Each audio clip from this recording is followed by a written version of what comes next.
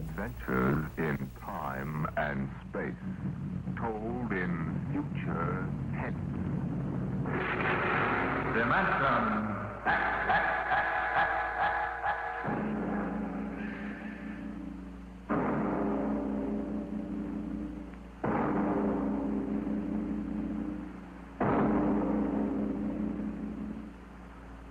Man has always dreamed of conquering the barrier of the atmosphere. The problem is on the drawing boards of aeronautical engineers and atomic physicists.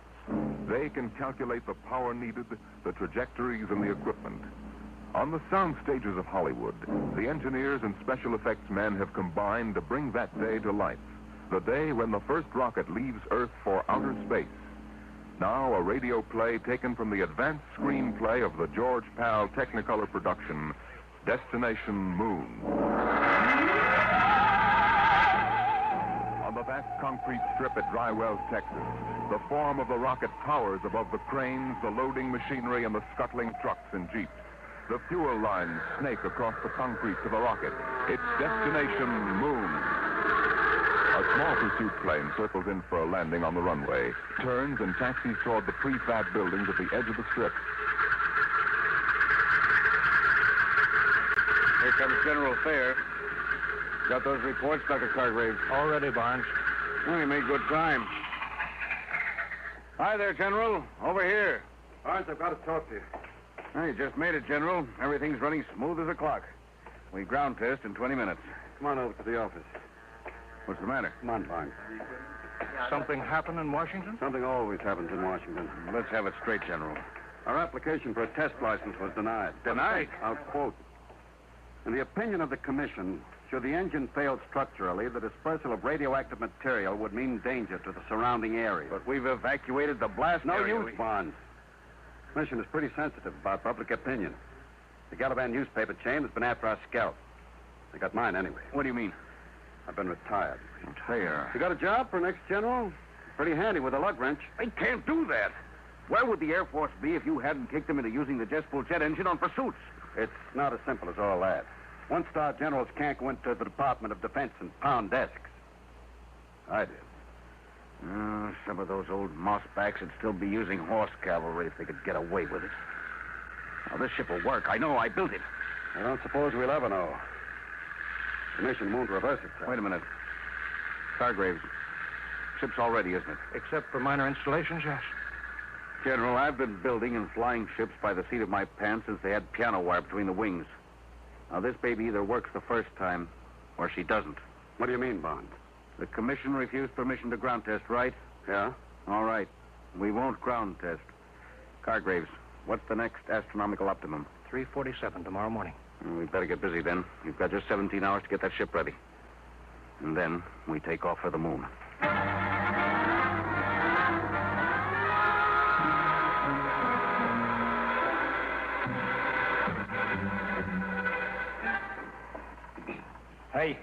Hey, Brownie.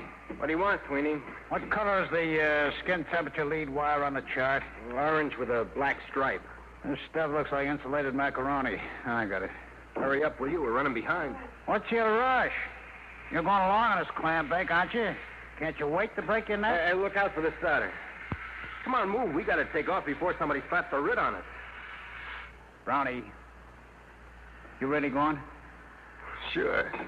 Beats me. What do you want to go to the moon for? To see what's on the other side. Ask a stupid question, you get a stupid answer. What's the separation rate positively? Red and white spiral. Oh. What's the matter? Nothing, a bellyache. Eating green apples? No, I'm all right. Come on, Sweeney, get busy. We've got 2 hours left to patch this mess together.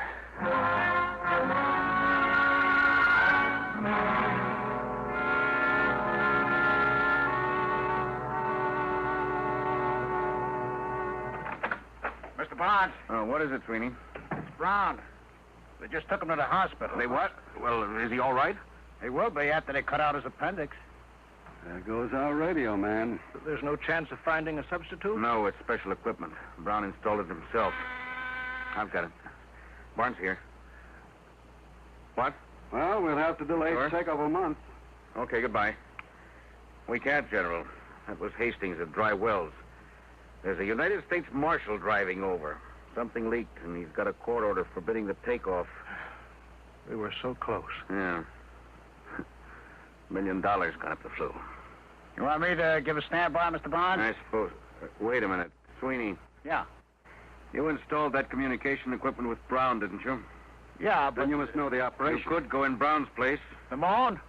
Oh, no, not me. It's an important project, Sweeney. The scientific advance. There's the military aspect, Sweeney. I had 4 years of the military aspect, General. That's enough. Afraid? You're darn tootin'. That ship is safe. Maybe, maybe not. But, Sweeney... Look, you guys aren't going to get anywhere pressuring me. Maybe you got reasons to go to the moon. You, Mr. Barnes, you got $1 million tied up in a ship. It's your scientific baby, Doc, and the General's out on a limb in Washington. Well, what's in it for me? Now, that's no way to talk, Sweeney. It's an important advance for the whole world. You pardon the expression, baloney. Sweeney, I work on a scientific theory, too, General. Hooray for me, you look out for yourself. I ain't going. I don't like to say this, but this isn't the time to consider yourself, Sweeney. This country's defense hangs on being the first to develop space travel. Somebody else, not me. There's nothing I want on the moon. All right. We'll take care of that. Sweeney, I'll offer you $10,000 bonus and a 10% royalty on the ship patents out of my cut. Barnes. It's no use to me unless we get off before that marshal gets here from Dry Wells. Well, Sweeney, you'd be rich enough to retire. You could take it easy the rest of your life. Well, now you're talking my language, Mr. Barnes. Okay. When do we leave?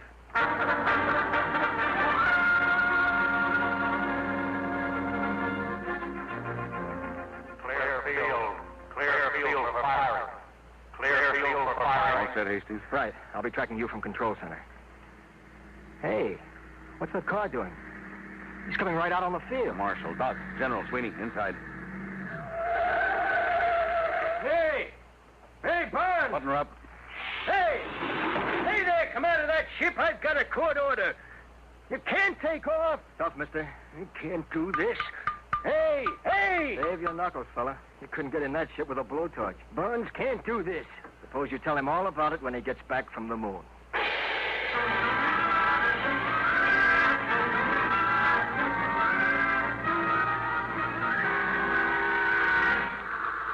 Sweeney, warm up your communication circuits. Yes, sir. Calling traffic shack. Traffic calling rocket to Pluto. Over. Get a clearance check. There was a clearance, traffic. Over. All clear. Dry Wells is ready for tracking. Over. Power. Power ready. Communications. Yeah. Co-pilot. Automatics ready. Give the warning signal. Give me a time check on the computer. 03:47:58. Stand by for count-off and firing. Stand by for count-off and firing. Roger. For check. 2. 48. 10. Check. Coming up 30 seconds. 29. 28. I'll lie back on the acceleration 7. couches.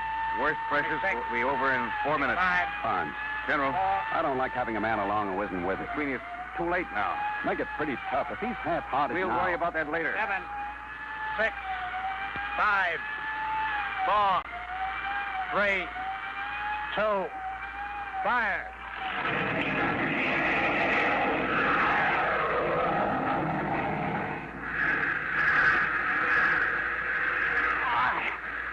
What happened?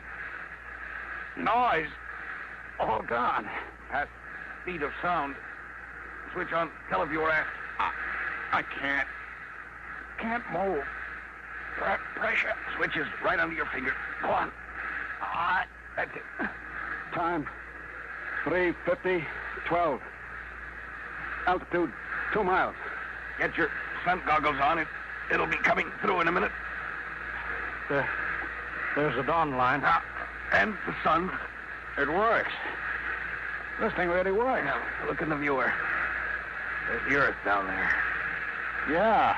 Time, 3:51:10. Altitude, 20 miles.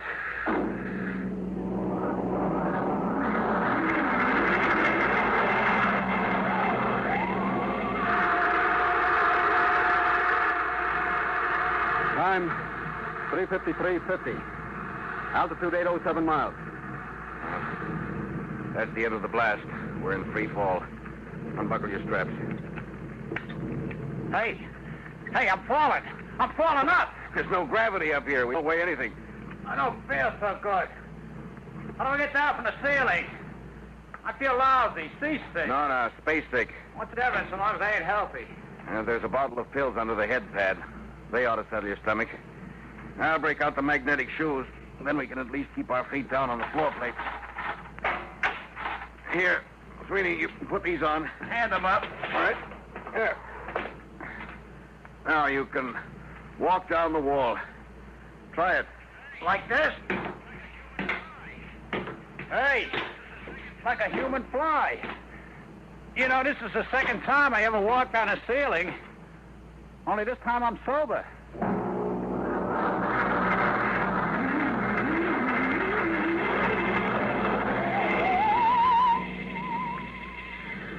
Hey, General, would you mind tapping that ham sandwich back and float it away from me? Feeling better, Sweeney? Yeah, I guess so. It's a heck of a note when your meal floats away from me before you eat it. Sweeney, Yeah, Mr. Barnes. I tried to crank out the radar antenna. She's stuck. Well, let me see. All right. Stuck all right. I don't understand it. I greased it good. Grease? Well, no wonder it's stuck. It's exposed to outer space. It must be frozen solid. What's the idea, Sweeney? Didn't you read the engineering manual? Yeah, and a flush fitting gets greased. Don't jump on me. Well, if we can't get that radar mast cranked out, we can't land on the moon. Well, it's all right by me. Don't you realize that half the value of this trip is in the landing? Geological surveys, radiation tests. Look, General, I told you before I started, this whole thing is slug nutty to me. Who wants the moon? They're trying to be first with the old Brooklyn Battery Tunnel. Sweeney, this isn't getting that mast fixed. Well, we've got to go outside in spacesuits and chip it loose. Outside? You mean outside the ship? You can't fall. You'll be in the same trajectory as the ship. Worst that could happen would be to drift away. Drift away. Don't bother getting one of them monkey suits for me. I'm comfortable in here. Sweeney, we've taken enough from you. We can't let one man endanger the whole project. You get out there in a spacesuit, or we shove you out without one. All right. Well, that's settled. You got us into this mess, you're going to help get us out. General, break out the spacesuits.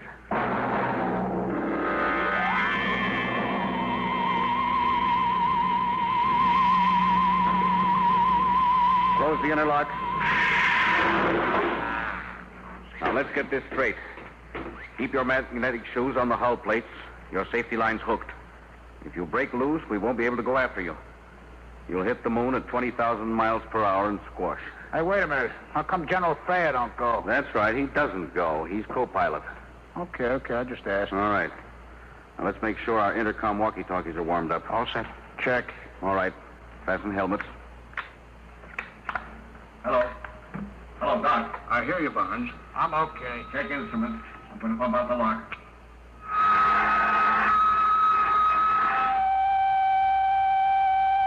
All set.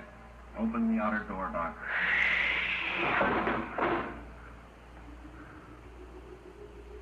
Look at that, will you? 1,000,000 stars. 20,000 miles an hour, free fall and no breeze. That's right. No air. And we haven't got time for the scenery. Let's get to work. Can you two handle it? I want to go aft to see how the firing tube's held up. All right, Doc. Come on, sweetie. Let's get to work.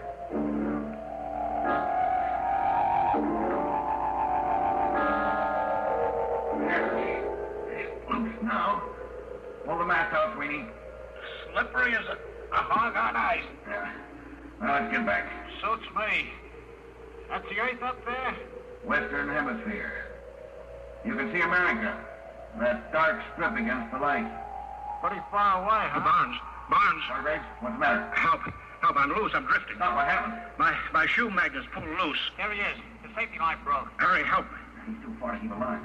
Oh, he's cooked. We'll never get him back. Hello, General Thayer. All right, Barnes, I heard you on the control room speaker. I'm coming outside. Bring an oxygen tank, got that? Right. Hurry. What are you going to do? Throw him a bottle of air and forget about him? Barnes, help. Now, all right, Doc.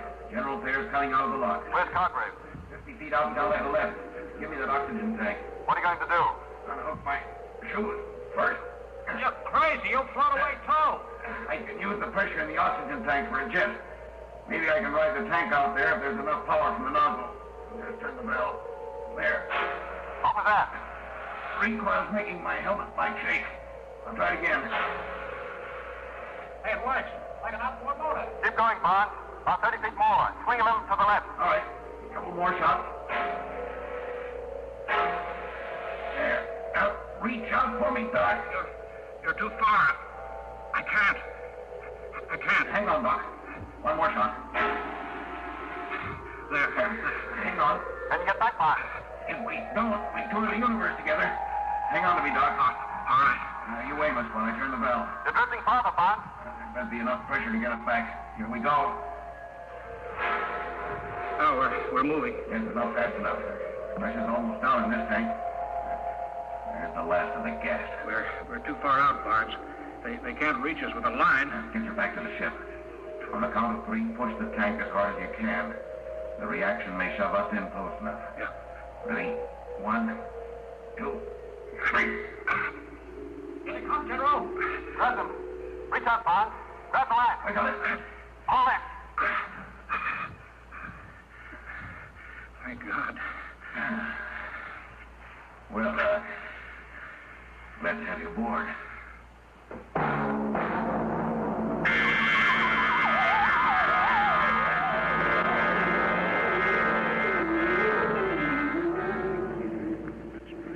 There she is. Come on. Stand by for landing procedure. That's pretty rugged country down there. Stand by to turn ship. Fasten straps. Altitude fair. 27.3. All right. Turning ship. Hey, you're leveling off. You're turning too far. We'll go backwards. We land backwards. Use the jets for brakes. Holy smokes, you mean sit down on the tail? Ground speed 1.52. Stand by for deceleration. Now, fire. Radar. Closing is spotted. Give me view aft on the screen. Hey, we can't land down there. Look, mountains, cliffs. That's the crater Harpalus. We're heading for a smooth plane short of there. Don't look smooth to me. I'm going to kill our forward speed. Stand by. You won't clear the mountain. Give another blast. I can't. We won't have enough power to get home. You won't make that cleft on the right. Look out, we're going to crash. Barnes, blast. You've got right. Now, automatic landing. Automatic in. Hang on for emergency landing. Stand by for the blast. Hold it. Now.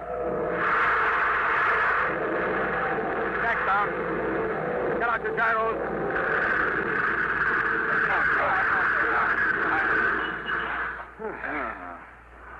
That was a lousy landing. Darn safe. Yes, but I wasted reaction mass we'll need to get home. We'll worry about that later. Right now, I want to get out there and plant my feet on the moon. The moon.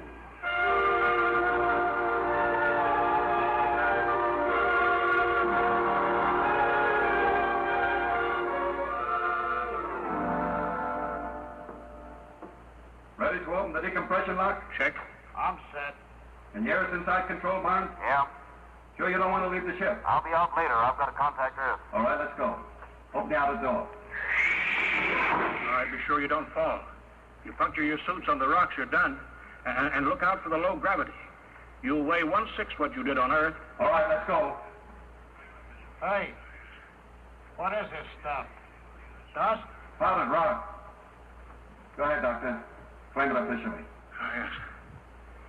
In the name of the United States of America, I take possession of the planet Moon of and for the benefit of mankind. Well, let's now get down to business. Sweetie, you set up the astronomical camera. Barnes, what's the matter? Get back here, all of you, right away. We were just starting work. You've got to get back. I've been talking to Earth. We may not get off. We may be stuck on the moon for good.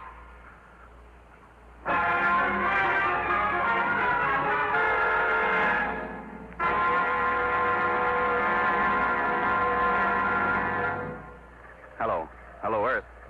Reaction mass down to 0.8672. Wasted power in a bad landing. Request new figures for return trip.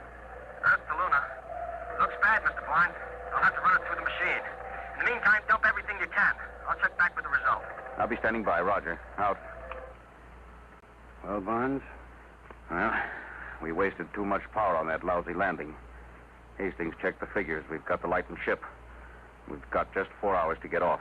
If we miss that, we don't get another chance to hit the Earth for another month. But we don't have more than 10 days' oxygen supply. Exactly. Come on, we better start dumping, and we better pray we can get rid of enough weight.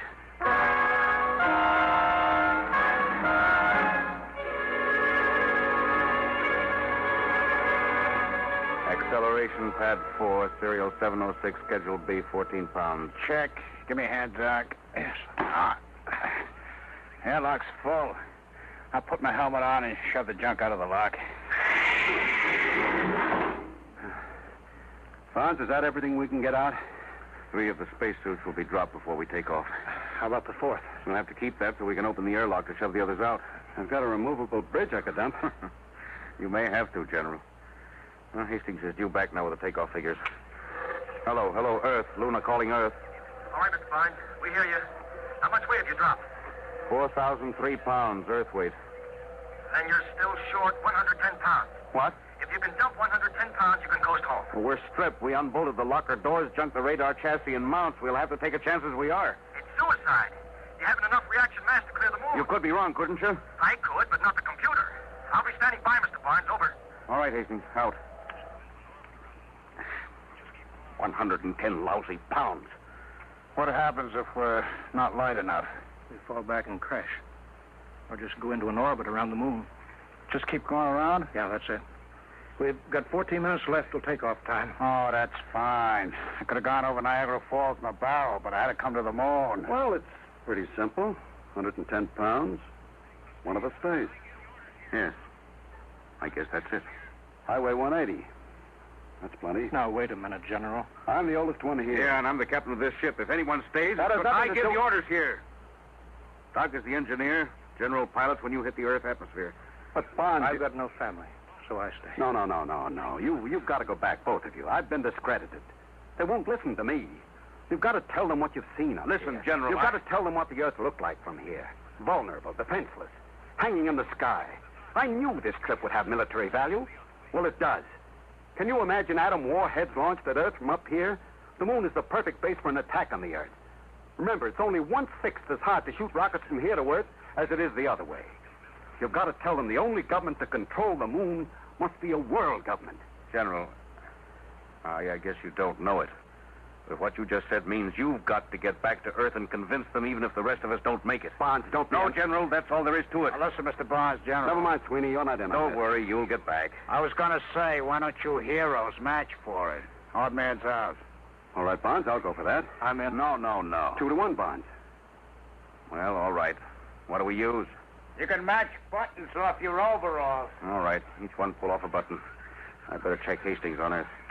Here's my button. Cargrave. Hello, Earth. Standing by, Mr. Barnes. We're working it out. One of us stays behind. What? We're matching for it. Check time. Well, it's only 110 pounds. Isn't there some Check other time. Ladies and gentlemen, we interrupt the program Dimension X for just a moment for 2 important bulletins from the wires of United Press. From Seoul, Korea, the North Korean radio says the North Korean Communist government formally declared war on South Korea effective at 11 a.m. Sunday, Korean time. And then a little later, this bulletin from Washington. State Department officials say they will hold Russia responsible for the North Korean attack against the independent South Korean Republic, which this country and the United Nations brought into being and have supported. We now return to the program Dimension X. Yes, sir. 9:41:50. 10 minutes to 0 hour. Check. That's all, Hastings. We'll take off with 3 men. All right. Ready to match? Hey, what? The airlock. Sweeney, he went out. What's he doing? What? He's going out. Out there on the moon.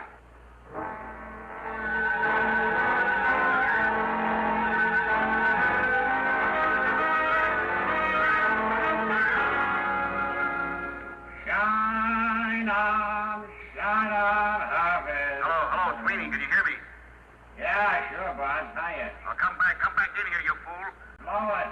It's nice out here. Come back, Sweeney. You're going home. Yeah, some other time. Remember me to the girls. Honey girls. Listen, Sweeney, come back. This trip doesn't mean that much to you. We've talked you into it. Nobody can expect you to do this. Now, don't be crazy. Why not? I'm a lunatic. Get it? A lunatic. Sweeney, come back. Listen, I lighten your shift, get it? 160 pounds, that's me. Now go on, take off. Come back, Sweeney. You can't do this. Listen, you guys wouldn't count me in on the matching. Oh, no. I run on hooray for me, and you look out for yourself. Well, maybe you changed my mind. I've been looking up there at that Earth hanging in the sky. We're going to build something on this moon. All of you guys got to go back. Doc, he's the guy to work it out in the lab. Bonds, you build the ships, and the general, he's got to pound those desks and see that it gets done right.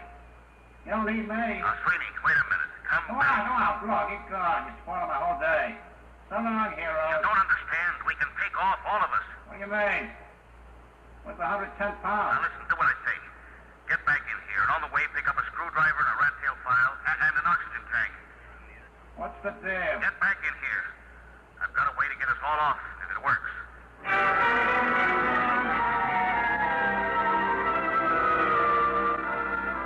Now, Sweeney, we're reading you clear on the intercom speaker. You in the airlock yet?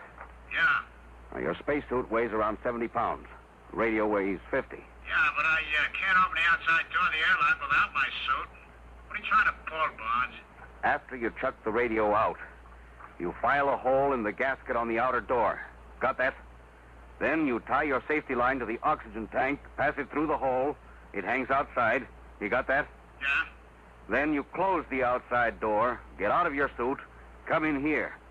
We close up, decompress, and open the outside door again. Oh, I get it. The tank pulls the suit out of the lock. Right. And if it works, we all get home.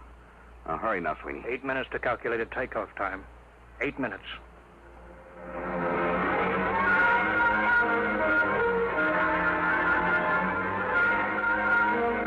Two minutes. All set, Sweeney? Yeah, I shut the radio out. Close the outer door. There, push her up. I'm getting out of my suit.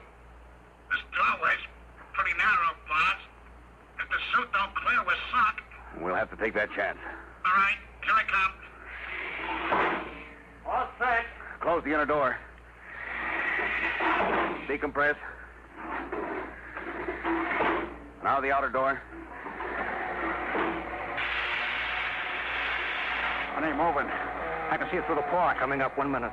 1 minute to take off. Foot of the suit caught on the intake. No, it's flattened out. Get clear of that door, brother. Get clear. There it goes. We're in. 40 seconds. Close the outer door, Sweeney. Stand by for takeoff, everybody. 30 seconds. 29. Sweeney, 28. I don't think I could have done that. 26. Just walk out. Oh, baloney. I haven't got that kind of courage. 23. I'd have had to make a speech. 22. A big, 28. heroic speech. 20. 19. I didn't have the guts to just walk out. 17. No, it's... 16. All right, 15. stand by. 14. Communications? Fine. Just 12. handy.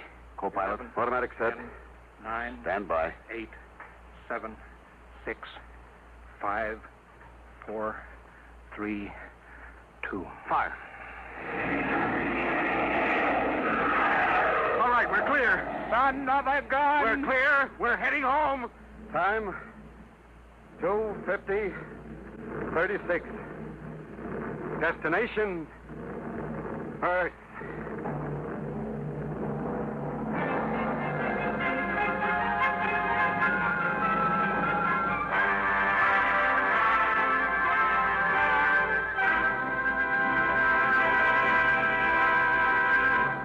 You have just heard another adventure into the unknown world of the future.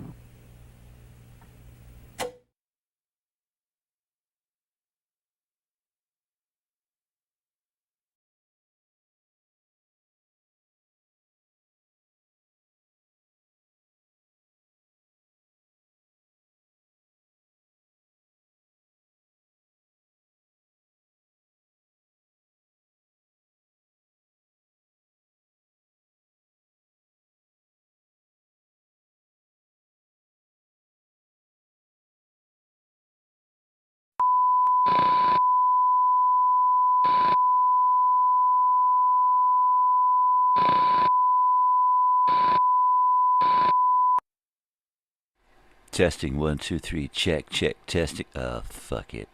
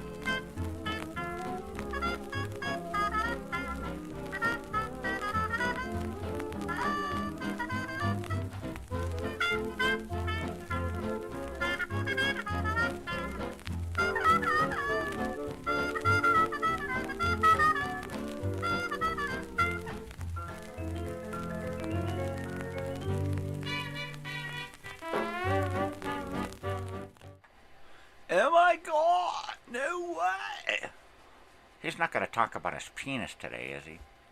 No, but I might talk about yours. Oh, God, put it away. Good morning, everyone, you bunch of weirdos. What the hell are you doing here? Ah, jeez. All right, I straightened things up in here. I can't show you because I don't have a camera to show you. There you go. It does look nice in here, though. I actually watched 2 movies on my VCR and television yesterday. I did. Let's see. The last thing that I watched was, what the hell was it?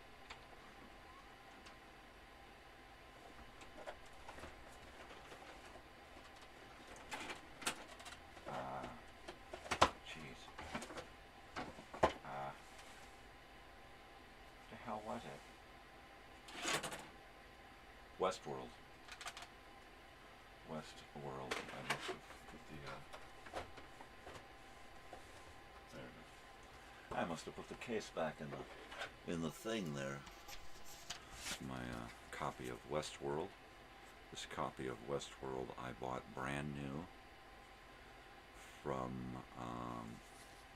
Sun Records, a record store at the mall in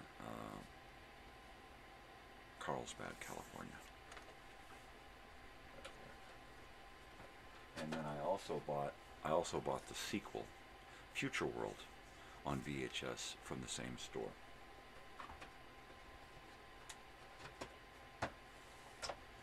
Good. It's good stuff. A couple of my favorite Michael Crichton flicks, written and directed by Michael Crichton. The first one. The second one is just a TV knockoff thing. But it's a great story, you know. And you can totally tell how after the robots took over the very first time in the movie Westworld, it was only then that they actually did take over. They did actually succeed in taking over Westworld, the entire resort. The, what is that place called?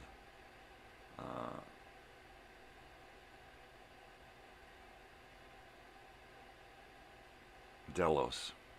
Delos is the name of the resort. So the robots did take over Delos, and they created smarter robots, right? And so in the sequel, the robots have complete control and are trying to replace key members of country leaders and politics and that kind of stuff. They're trying to replace them with robots. And by then, they're not actually robots. They are genetic creations, right? So they can't be told apart from, from the originals, right? Which kind of sounds a little bit like the reboot of Battlestar Galactica, right? I haven't seen the reboot of Westworld, so I don't know what exactly is the deal with the robots in Westworld. Of course, I'm kind of an old-fashioned purist type, so I don't find anything appealing or entertaining about taking something that was just fine and then completely screwing it up and then calling it entertainment. I just don't get it. I don't understand it. I don't comprehend it. What else did I watch yesterday? Let's see. The X-Files movie. The first X-Files movie. Gillian Anderson, David Duchovny. Written by, what's-his-face, Chris somebody, and music by Mark Snow. Yeah, it's all the same. It's just, in fact, it's done in between seasons, right? It's like one of the first times that's ever done where a movie is made about a TV series while the TV series is still happening, right? At least in modern times, right? Yeah. Good stuff. So, this is it. This is my last week. I believe Monday, a week from today, I'm going to be going in and doing my dental stuff. This week I'm going to be ordering the replacement teeth. I'm a pretty fast healer, so I'm hoping within a week or two I should be able to bite down on this thing and put some teeth back in my mouth. So we'll see. We'll see. Today I have to get out and go by and see about my insurance and see if my insurance is going to work, or do I need to get new insurance, or what. You know, we've got a new adult in the household now that she's an adult, my daughter, and going to university, and bringing in financial aid money. She becomes part of the demographic here. So that is throwing off the finances in my household, which is causing me to possibly lose my health insurance, which means I have to go to another, because we're forced to buy health insurance now. Forced to. We get penalized if we don't, which means we're forced to. So I have to find something that is going to work for my poverty-stricken self.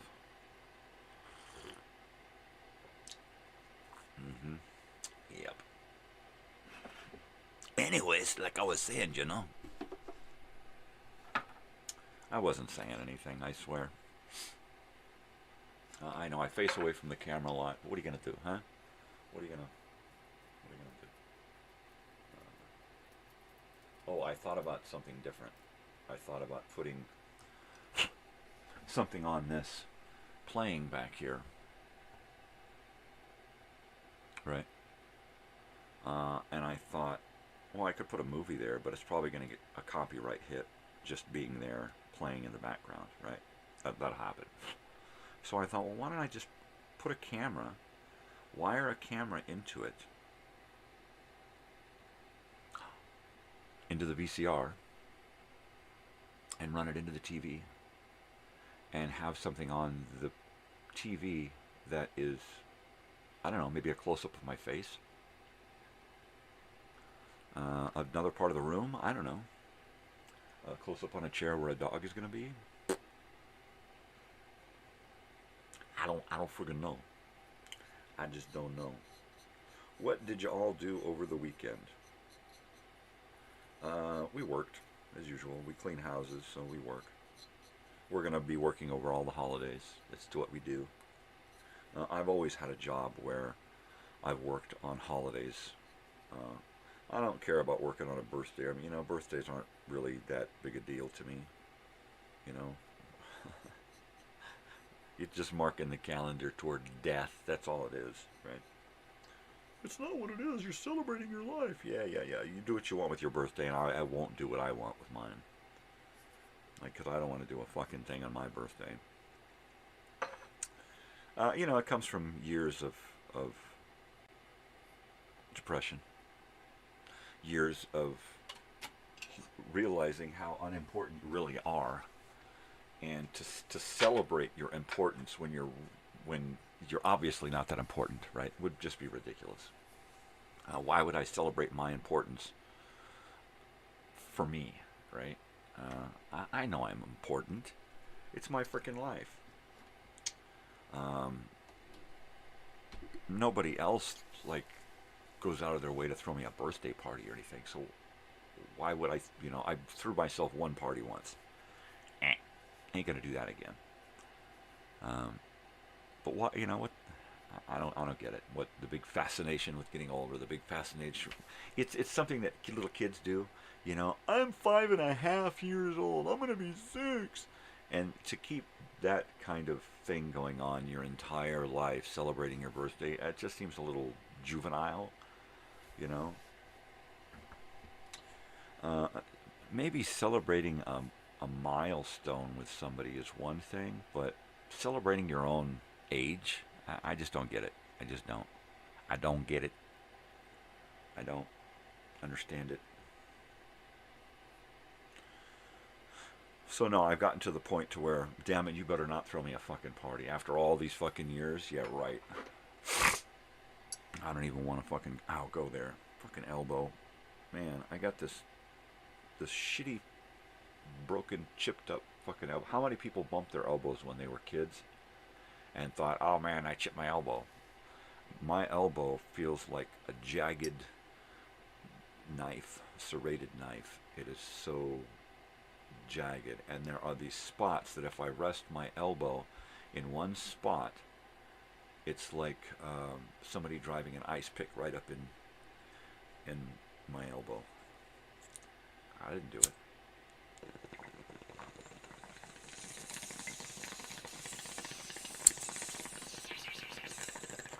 You wouldn't be in so much pain if you'd have just celebrated your birthdays, you dummy. Yeah. Sure.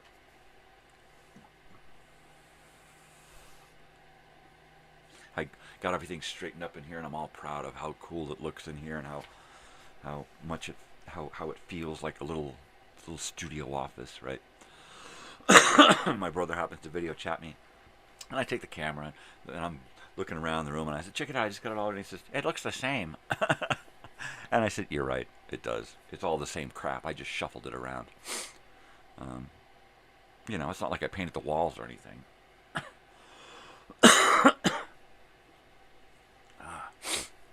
Telling you.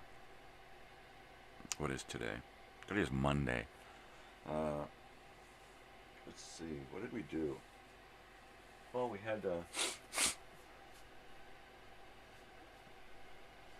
had Thanksgiving. That's what we did. There's still turkey in the fridge. It's got to come out. We're done. It's like a carcass in the fridge. How many people still have a carcass in their fridge? Right. Normally, my wife and I, after the meal is over, we'll break everything down, bone it up, and pack it down into a smaller thing. This year we just wrapped it in foil and chucked it in the fridge. So there's a carcass in the fridge. So we got to pull that out and deal with that, so we can fit actual food in there now. We don't just throw the thing down and let the dogs chew on it. It's dangerous.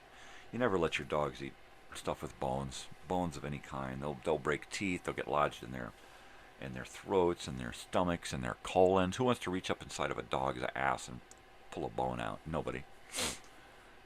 So yeah, no bones. No bones. My father was adamant all my entire childhood growing up. No bones. Don't give them. I'm not doing bones with dogs. I'm not dealing with it.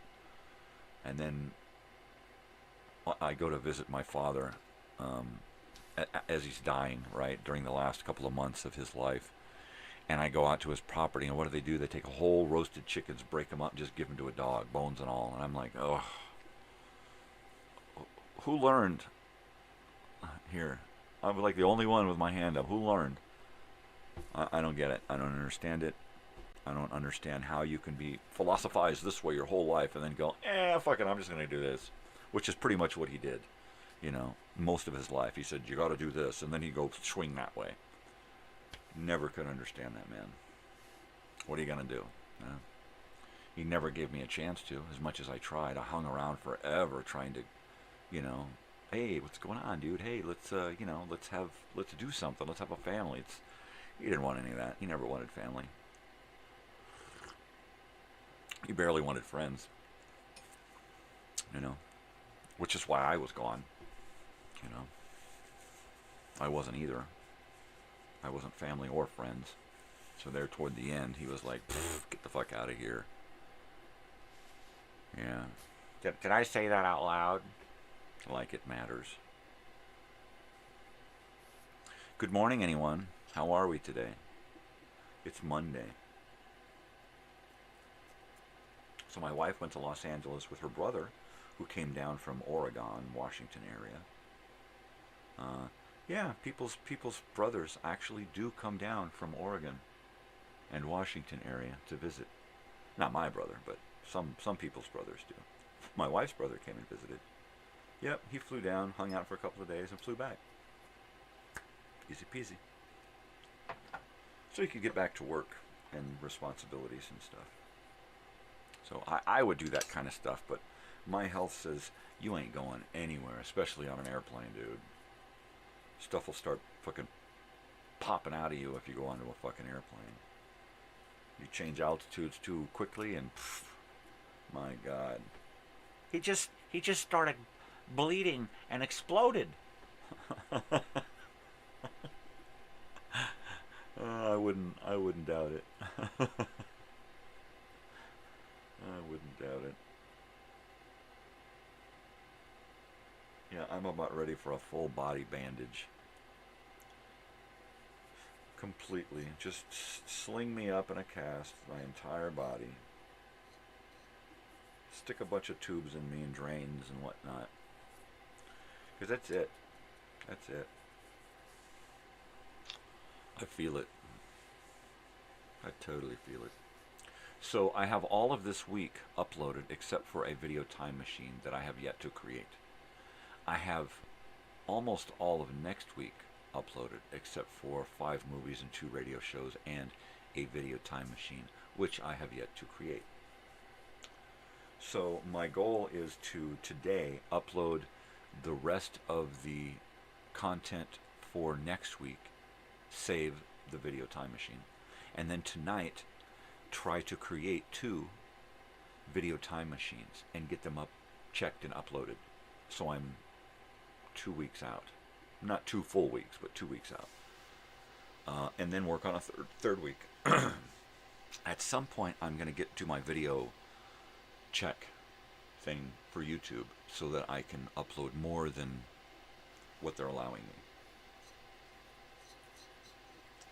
And then I can pretty much spend a couple of days, all day long, just uploading stuff and programming a couple of months out. Right? That's my ultimate goal, is to be programmed a couple of months out. When I start on a Monday, I've got 8 weeks programmed out from that Monday, right? So that's what I'm shooting for. So right now I'm 2 weeks out. And then by the end of this week, I should hopefully be 4 weeks or 5 weeks out. So that by the beginning or end of next week, I'll be 8 weeks out. So that by the end of December, I'm carried through February, I think, is what's going to happen. It's a lot of work. I'm busy on one computer creating videos, and I'm busy on the other computer uploading videos. When I can't do more of either, then I switch, and then I'm doing the same thing on the other ones. It's crazy, man. It's crazy, man, because he's a crazy man. Yeah. I can't help it. I just can't help it, man. I'm fucking crazy. And I've been getting too much sleep. Which makes me even crazier. I spent pretty much all day yesterday here, right here in this room. This little tiny cubicle. This little tiny 6x8 cubicle here.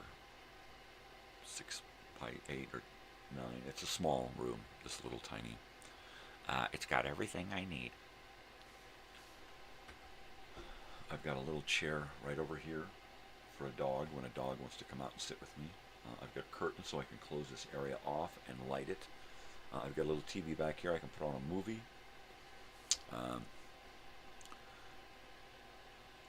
A remote control for my stereo. I can listen to what I'm doing here on my stereo or listen to music while I'm doing stuff.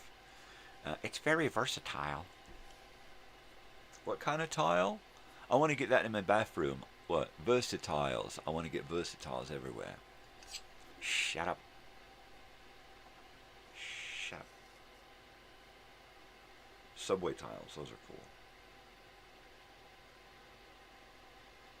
They're very, very bland and very boring. But if you do subway tiles and some really, really stark contrast with black, white subway tiles and black tiles, black subway tiles, black strips, black checkers. How the hell did he get on the subject of... It's versatiles, man. Because I'm a versatile guy. Shut up. Shut up. Yeah.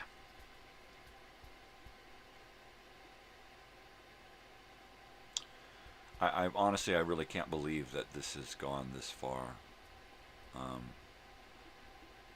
I've been doing this morning show longer than I've had most jobs. I've had a lot of jobs in my life. And this YouTube thing does feel like a job. But I don't get paid for it. Which makes it unusual that I could keep it up for so long.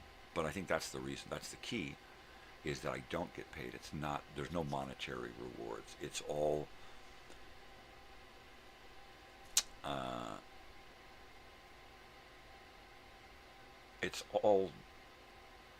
an external gratification reward system thing where I do something that makes me feel really good, and then I just kind of leave it out there, and then once in a while somebody will come along and make me feel good again with their comments or their responses or just subscribing or liking something, you know. And I try not to pay attention to all of the demographics and analytics and all of that stuff. I really don't.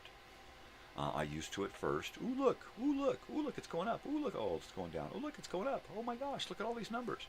And it feels like money. It does. It feels like, you know, weird. That's why I don't advertise to like or subscribe or share or do any of that. There are a couple of early original videos where I say please like and subscribe. But it's, you know, that right there makes it feel like work.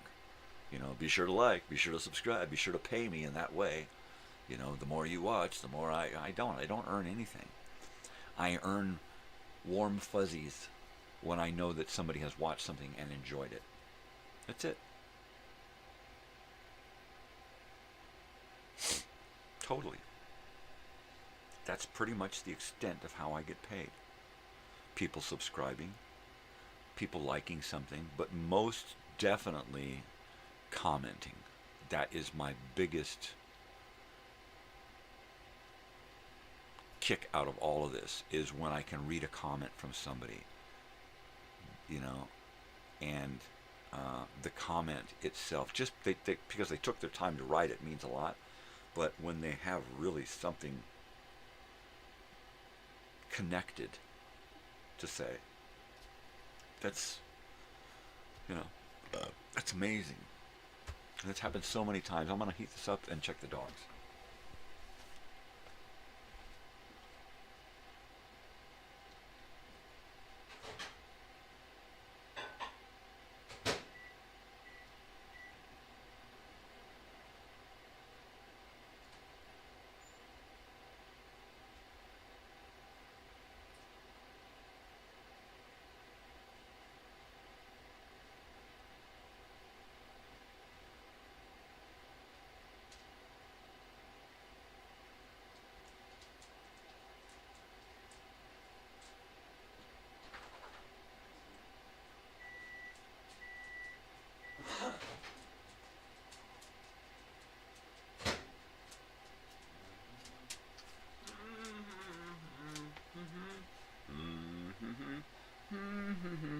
Don't bump the microphone, don't bump the microphone, don't bump the microphone.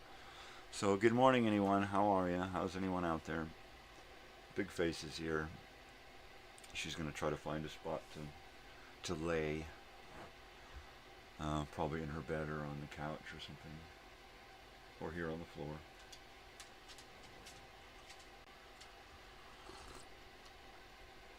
Ah, Big Face. There's a Big Face. There's a Big Face. There she is. There's a Big Face. She's a special dog, yeah. She's a special dog.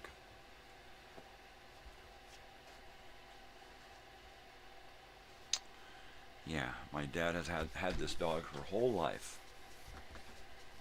And I could swear that she's been abused. But I don't know. Maybe she's just a weird dog. But yeah, you make a noise, and she just fucking bolts both of them, both of his dogs that we got. Which, so, I don't know, kind of makes you think. Little dog. Every once in a while, I have my own internal magnification of anger, right, where I just freak out about my own world and my own life and my own pain, actual physical pain that makes me freak out sometimes. And when I do, my wife and daughter just go, he's bugging again, right? Of course, and then my two boy dogs, they're like, he's freaking out again. I'm going to go sit over here with them. But when I freak out and, yell or just say the F-bomb or something, boy, them two girls, they just run. Those two dogs, they're just out of here. They fear for their lives. So, what's up, baby? What's up? Go lay down. There you go. So I really have to watch, what I can't flaunt a swai. I can't, did I say flaunt a swai? Did I say flaunt a swai? I mean swat a fly. I can't swat a fly. I can't make any loud noises. I can't even use the F word in jest, because just the actual sound of the F word, the F-U-C-K, will get me in trouble with these two dogs. So they're kind of like anger management, right? Anger management patrol. I look over them and then I feel guilty of having emotions. But sometimes, I just send them away so that I can sit in here and have my emotions. Okay, go in there and lay down. Go on.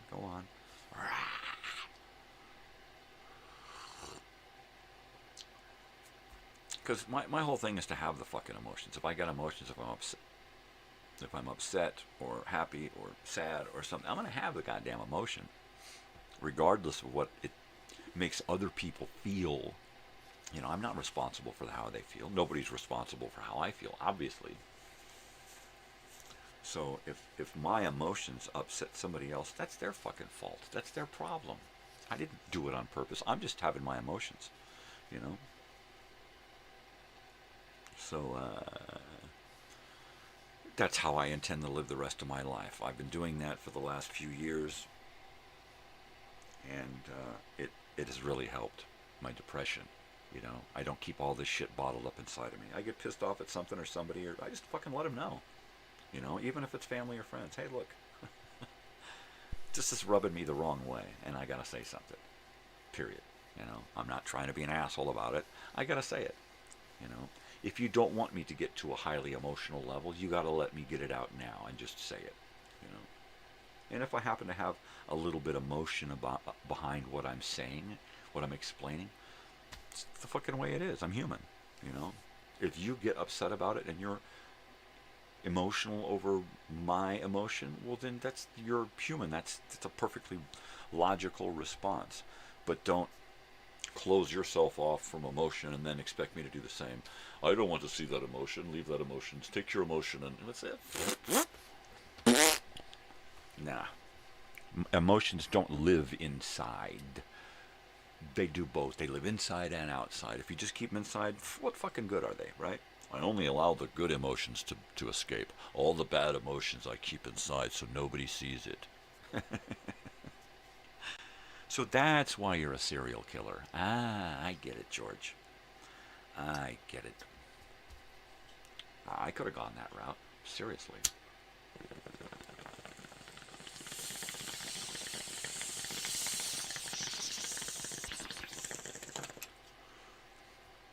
Between depression and anger and confusion from an early age. Even from an early childhood, I saw myself as being so different that I could detach myself. I think I could have made a good serial killer, right? Had I the inclination to be that evil.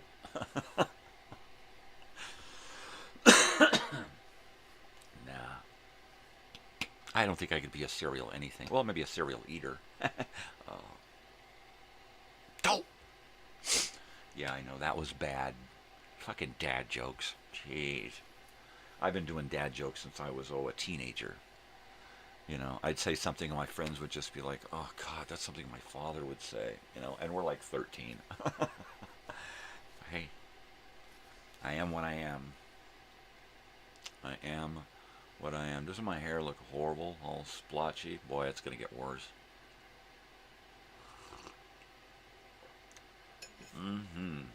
It's going to start falling out in clumps. Oh, you should see my brush. If I pulled up the hair off of my brush, I wouldn't be bald anymore. Really? Really? I'm telling you. Oh, yeah. The computer stuff here, the YouTube stuff, it is just... It occupies that time that I would normally be floundering or playing video games or just sitting on the couch watching TV, basically, right? And so instead of sitting there watching that stuff, entertaining myself with, you know, this same old crap, I can be over here looking for entertaining educational films and radio shows and stuff, and then sharing them with people. I like to play those simulation shows, right? Those shows where you build, and this is kind of like that, where I'm building and building and building, and I create these little things, and then I stack them into place, and they're just like bricks in the overall structure of my YouTube channel, right? And getting to there's like over 150 morning shows, right? And this season and last season there was like 36, and the season before that there was 32, which takes us to December of last year, which is crazy to think I've been doing this for an entire year, just turning the camera on and going blah blah blah blah blah, right? Blah blah, frickin' blah blah. Yeah. I'm not gonna make it quite a year. I'm not gonna do a full anniversary of shows. Mainly because I won't be around next week. Well, I'll be here, but I'm not gonna be live. I'm gonna get all my teeth yanked out and do dentures. So hopefully I can recover from that within a few weeks and get some kind of teeth in my head and be able to learn how to use my mouth again, right? That's going to be the hardest part, is learning how to use my mouth with new teeth and trying not to bite my tongue. I've got a lot of missing teeth in the back, top and bottom, so I imagine my tongue is used to having a lot more room back there. So that's going to be a bummer. I imagine I'm going to probably bite the sides of my tongue quite a bit until I learn how to suck it back into my throat. Keep that tongue sucked back. I don't know. I mean, I'm sure people have gone through this before. They're going, why is he making a big deal out of it? Or, oh man, he's got a lot coming, like my brother. Oh man, it's gonna hurt. I'm like, dude, you don't even fucking know. You know, just because you're a pussy with pain, don't mean that I am. You know, I mean, every doctor I see goes, dude, that doesn't hurt. I should be so lucky that I would have a different pain to distract me from the other pain, right? No, teeth pain is not a big deal. A toothache is a bummer, all right? A tooth extraction, not a big deal. That does not hurt in the slightest. A toothache or a tooth infection or a cavity or something like that's a pain. Having a tooth pulled, that's not a big fucking deal. You know, I don't usually take pain pills. Having all of them removed, I may take a couple. I'll probably eat a bunch of gummies and sleep a lot. You know, what are you gonna do? Yeah. So I'll be working with that. Hopefully sometime in January or February, I'll start to feel comfortable about speaking again and get on with it. Time is tickety-tock ticking away, so I don't really have much time to dawdle, really.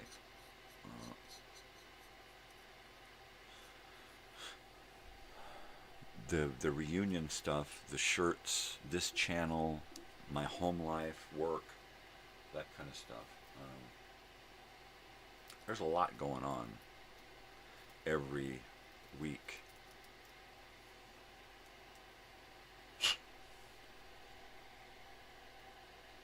But it's building to a crescendo, right? There's, you know, something's gonna give. Probably me. Gonna pop. He's gonna pop. Yeah.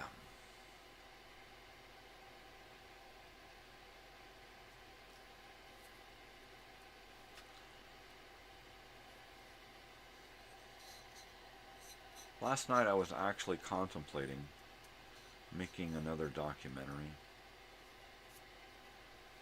about me, of course.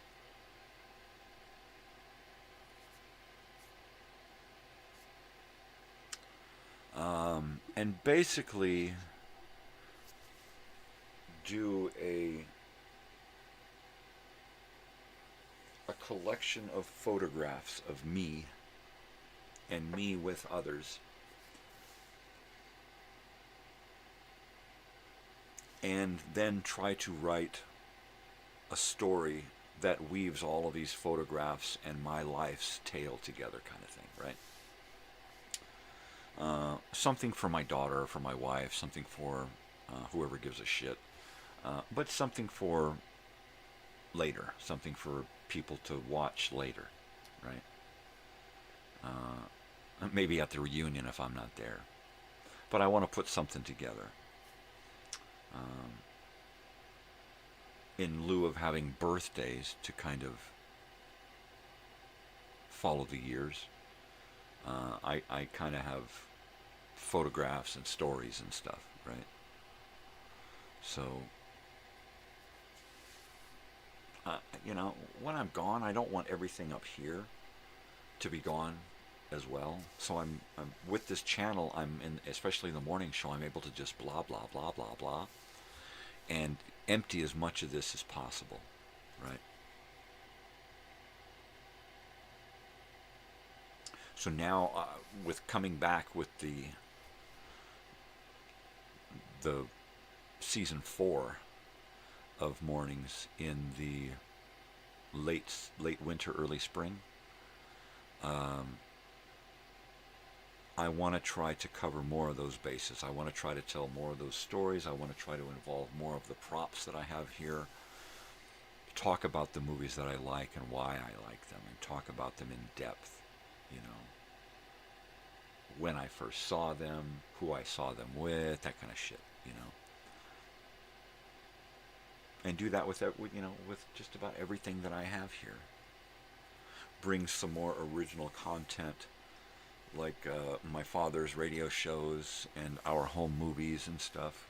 I've got a bunch of that I need to deal with. Learning how to use all of this crap here.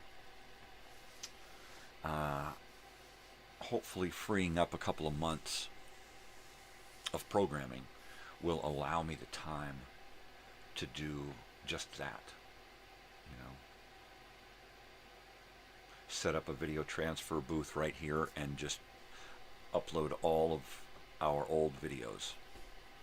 If I can't work it correctly from here, then pick it all up and take it to somebody locally who can deal with it, and just sit there and fucking deal with it until it's done, pay for it, whatever I gotta fucking do, and then move on from there.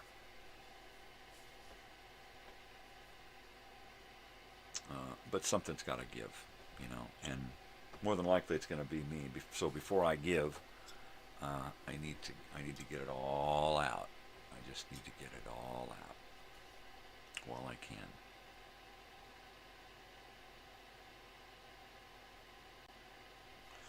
So I went out yesterday and showed one of our houses to a prospective tenant. Really nice, Michigan, I think is where she said she was from, Michigan. Really nice young lady, musician, singer. Her and her boyfriend will be taking a house out here in Joshua Tree. They're familiar with the area and the open mics and all of that, and she seems like familiar. I've probably seen her at one of the things, but she's my like #1 vote so far for a tenant over there. It means that we'll be out one house to clean. We'll have to get another one to make up for the loss of money. But it'll be nice having someone around, prospective friend / neighbor. That's cool. That's cool. I'm going to miss being here for the next several weeks. I'm going to miss being able to just talk to people. You know, I'm trying to work on this music video with a friend, and while I tried to get it so that we could get the video that we need before I go into seclusion, it doesn't look like that's going to happen, which means that I will be going into seclusion, and my wife and daughter will be my mouthpiece for a few weeks, and if anybody comes over, I'm just going to go and hide in my bedroom, basically. And I've created this world between my studio here and the living room there, and it's dark because the light's off. But I've created this world here so that I can come in here and hide, and I don't have to hide in bed, which is where I've been most of my life. Work, bed, work, bed, work, bed, play, bed, work, bed, work, bed, play, bed, work, bed. I mean, that's been my whole life. And now I'm living life vicariously through YouTube, through my daughter, you know, through others, but I'm living. I'm not going to be doing much traveling. I think that ship has sailed.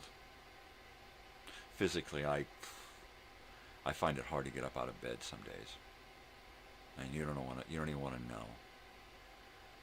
want to know. Yeah, I should probably go see one of those fucking shyster, blood-sucking fucking witch doctors out there.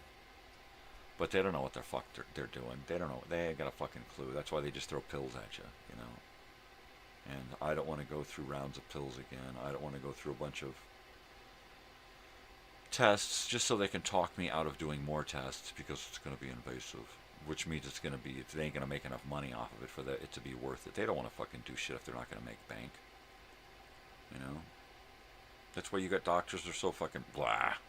Here, take some pills, you know, because doctors used to make money. Now they just do, with the insurance companies and shit involved, the insurance companies make the money. Doctors make a little bit. They make a little. Everybody makes a little bit, you know. We pay a lot. It's fucking bullshit. Honestly, I'd rather just keel over, right, than to fucking even have one of them sons of bitches touch me, right? Honestly, I'd rather just die right fucking here, right fucking now, than to go through the bullshit that they run you through.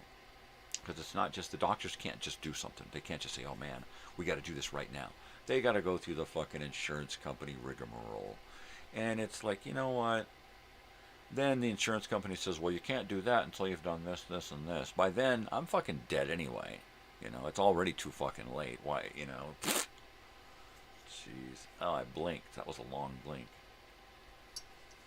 Stop blinking out there.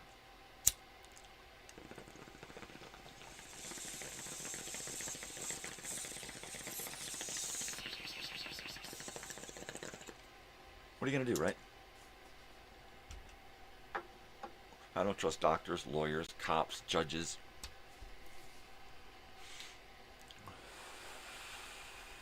Employers, the government. I trust my wife and my daughter. 2 people on the planet I trust. That's it. My wife and my daughter. There are some animals that I trust. A couple of my dogs here. A couple of them would probably just run if something were to happen, but a couple of them would be like, "Come on, dude, let's do it." Yeah, I trust my wife and my daughter. That's it. I created this family for us, right? So we all know that we're for us. So they can trust me, I can trust them. It's the way it is. No matter what. No matter what.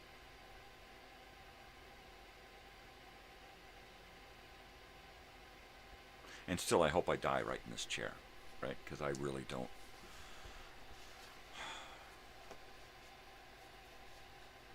I don't believe anything they can do, or anything they want to do, or allowed to do can help me, right?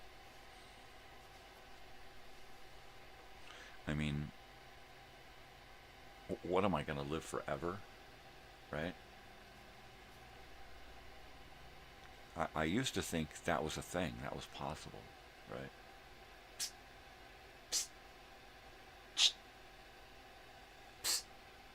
Hey, hi. There you go. She's just licking too much. Licking too much. Gonna get a wet spot. Yeah, and then you spend 10 years in chronic pain, and then you think, God, I hope there's no such thing as living forever. You know? And, you know, if I thought there was an afterlife, I'd just fucking shoot myself now. Right? What the fuck would be the point? Go on, you know, give me 10 more years of this.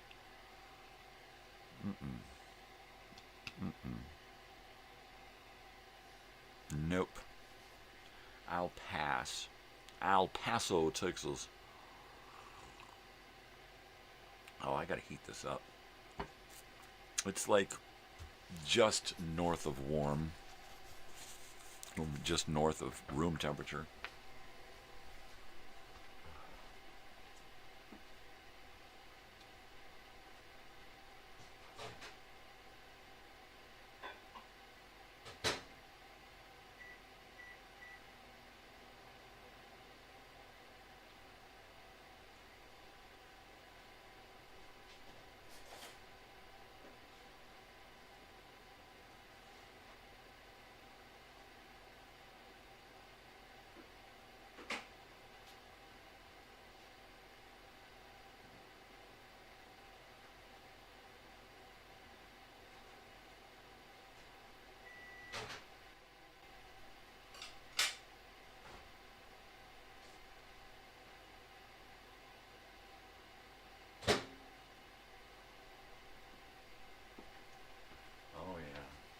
So, of course, I had to go to the store yesterday.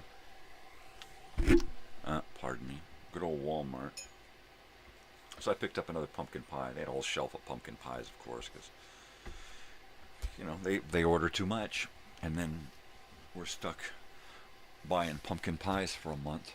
That's okay. I love pumpkin pie. So while I was in there heating up my coffee, I got me a little piece of pie. Oh,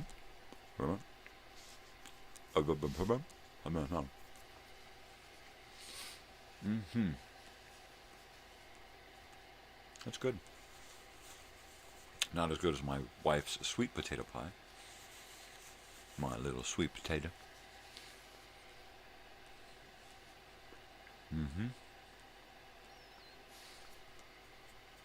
So the girl yesterday who I talked to about the house, her name is Megan, and she said she's got a thing for cameras too, and asked me what kind of cameras. I love to play with cameras, but I don't know anything about cameras. I'm not a camera guy. I don't even know what brand my cameras are. Right? I know that I've got some 1982 Sony Trinicon color cameras. You know, so I told her that, and you know, and then we've got a lot of camcorders and stuff. But I hope at some point I do get some kind of back and forth with her again, because that was cool. That was neat. You know, I'd like to find out more about her and what she's doing. and what she's doing out here, and you know, and what is she doing at the open mics and that kind of stuff.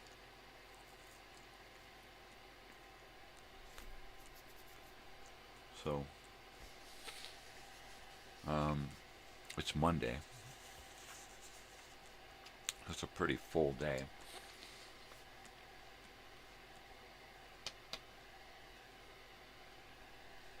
My wife is going to take my daughter off and drop her at her ride to school.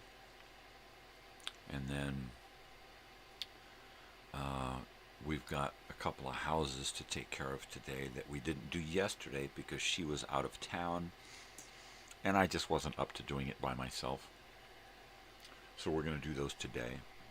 We're going to get done. We're going to get started as soon as I'm done here.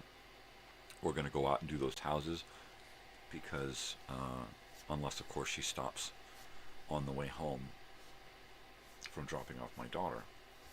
I don't know. She's pretty riled up all the time, wanting to do something. She's always, you know, moving and shaking. So sometimes she takes off and starts stuff, and I follow along because she's a spitfire. Yes, and my wife, but she's a spitfire. I have a cereal bar here that I opened and was going to eat, and that pumpkin pie looked too good.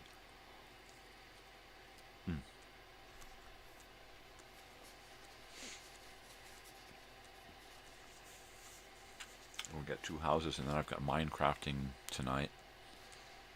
And then I've been trying to get out to open mic, like forever. And this is probably going to be my last opportunity for several weeks. So, we'll see. We shall see. I've got to do the quality checks on ordering dentures and find the right place, which means I'm probably going to be ordering them tomorrow since my daughter's going to be at school tonight, unless she's got time tonight after school. But I need by the middle of the week, I need to have them in the mail coming so that I have them here with me, so that when I don't have teeth in my face, at least I know I have them in a box and I'm ready for them.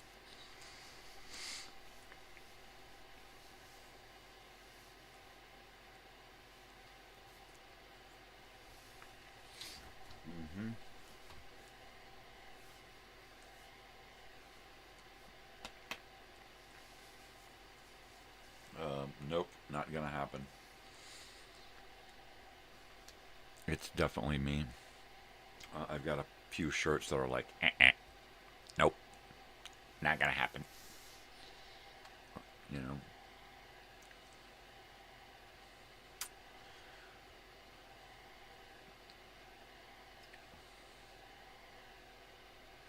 Yeah. I need to come up with a commercial for shirts.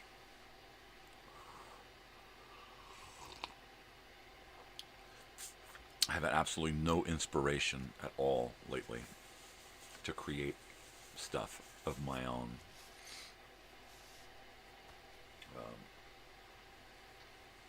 With the whole health thing and the whole denture thing and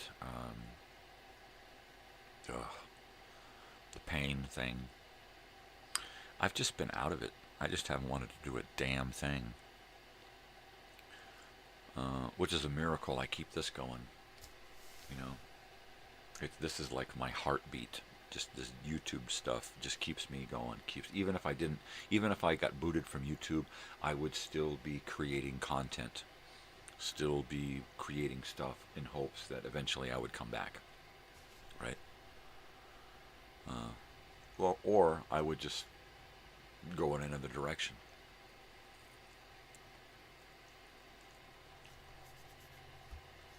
Just keep changing it up. Whatever happens, happens. Don't fight it, roll with it.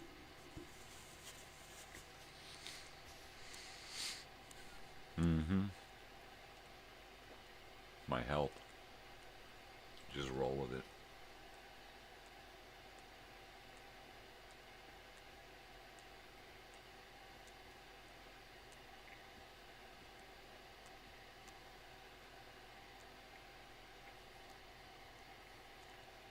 So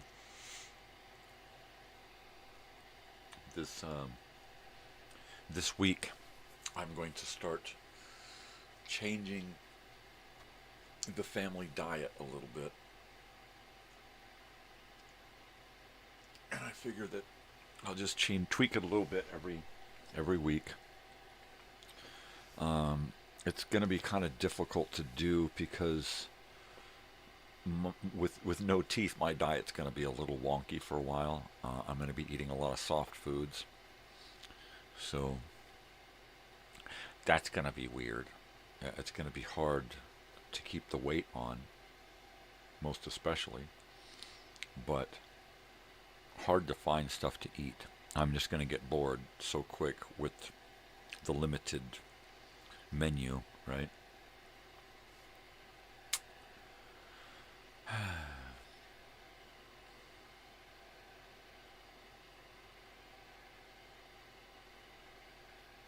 Yeah, I am going to have to do those YouTube checks so that I can upload as much of this stuff as I can all at once.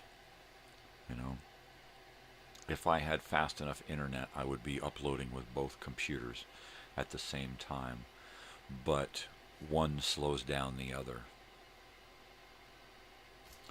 Just the way it is. If I start something and it says 30 minutes, and then I start something over here, and this one says 45 minutes, I look back over here, and this one goes to an hour and a half, and this one goes to 2 hours. It's just ridiculous.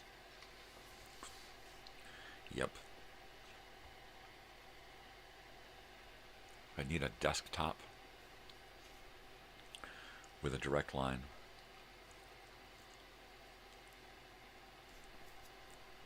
Both these laptops are hardwired into the modem thingy.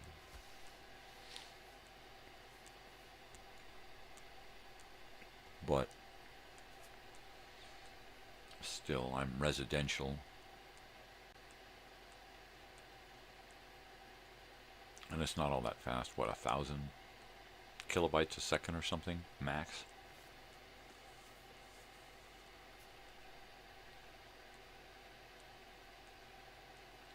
So right now, just with this, I'm doing 7,200 kilobytes per second.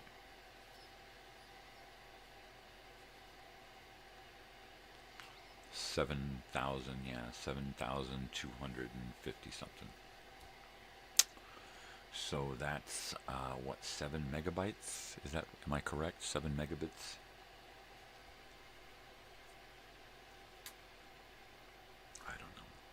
I don't know from nothing. I don't know from megabits. The mini bits.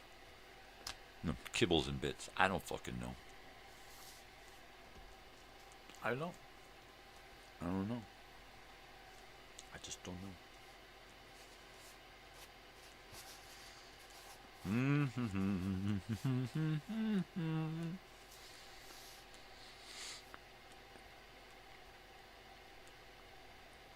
Well,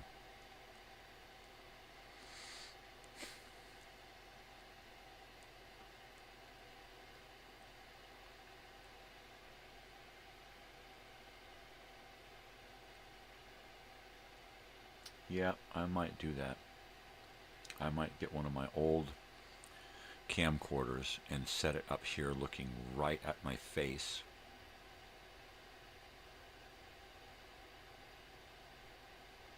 Straight on, and then put it on this TV here. That might look weird, right? Especially if I give the camera a little bit of effect and tweak it somehow. Huh. I'll experiment with that. Experiment chewing gum? Yeah. Double your pleasure.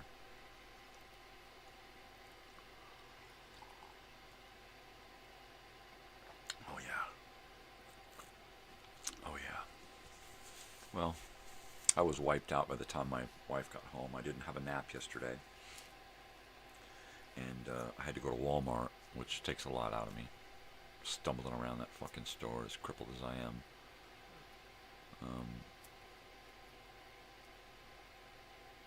Yeah.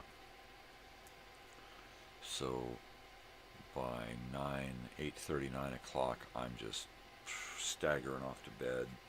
Hopped into bed, put a movie on, and then just tried to stay awake until my wife got home. And then, of course, she got home and hung out with my daughter for a few minutes before she actually got into the bedroom. And by then, I was just like, huh? What? Huh? What? Huh? Until we were both asleep. So, I guess at some point, and she tried to talk to me last night, and I'm like, what? Huh? Were you talking? So at some point today, we'll get to hang out and work and talk, and that'll be neat. Jose, I don't want to say that he's my favorite brother-in-law, although he probably is, but it's not that I'm playing favorites. It's just that he's closer to our age, kind of thing. And he's kind of closer to, I don't know, my kind of people. You know, some people are, you know, stiff-necked goose, and some people are totally laid back, and other people are like, ooh, you know, everybody's got their own thing. So therefore, we all are kind of drawn to kind of specific people, right? And he's my kind of people.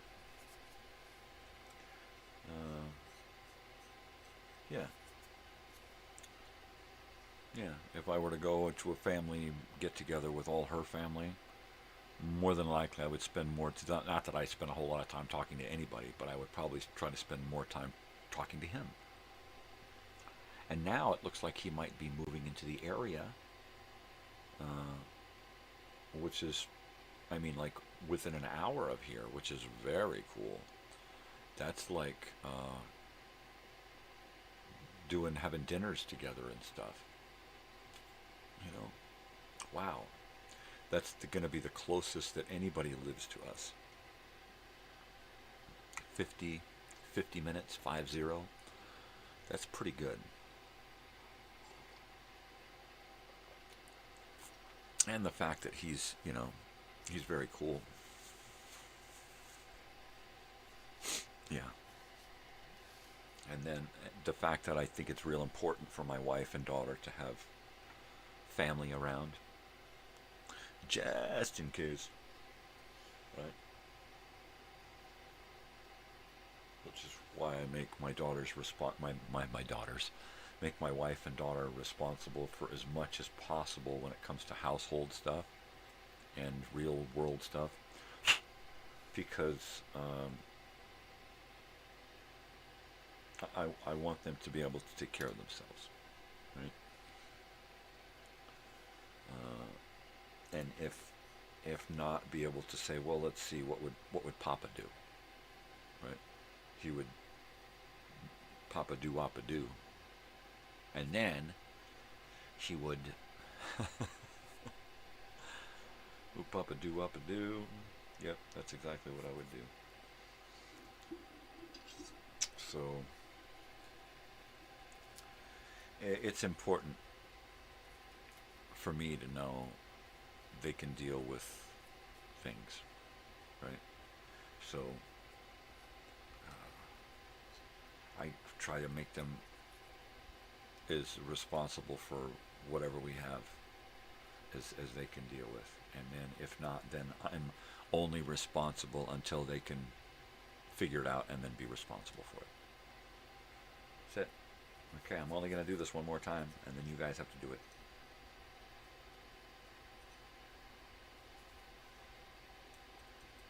hey, maybe they get it, maybe they don't, maybe they're oblivious to my, reasons behind doing these things.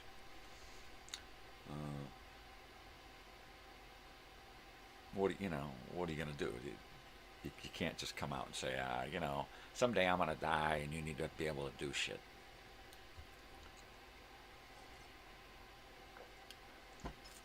You can't keep saying that kind of stuff. It's not nice. But basically that's it. Someday. If it were the other way and my wife weren't in the picture anymore, I'd probably shrivel up and fade away. She's a lot stronger than me. Of course, with my lifelong depression, I don't deal with that kind of stuff too well. So hopefully I won't have to find out. Most people that I know are just way, way, way stronger that way than me. I don't deal with loss too well.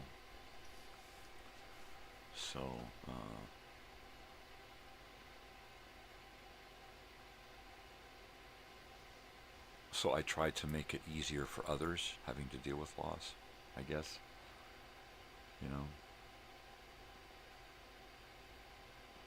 If it can crush me,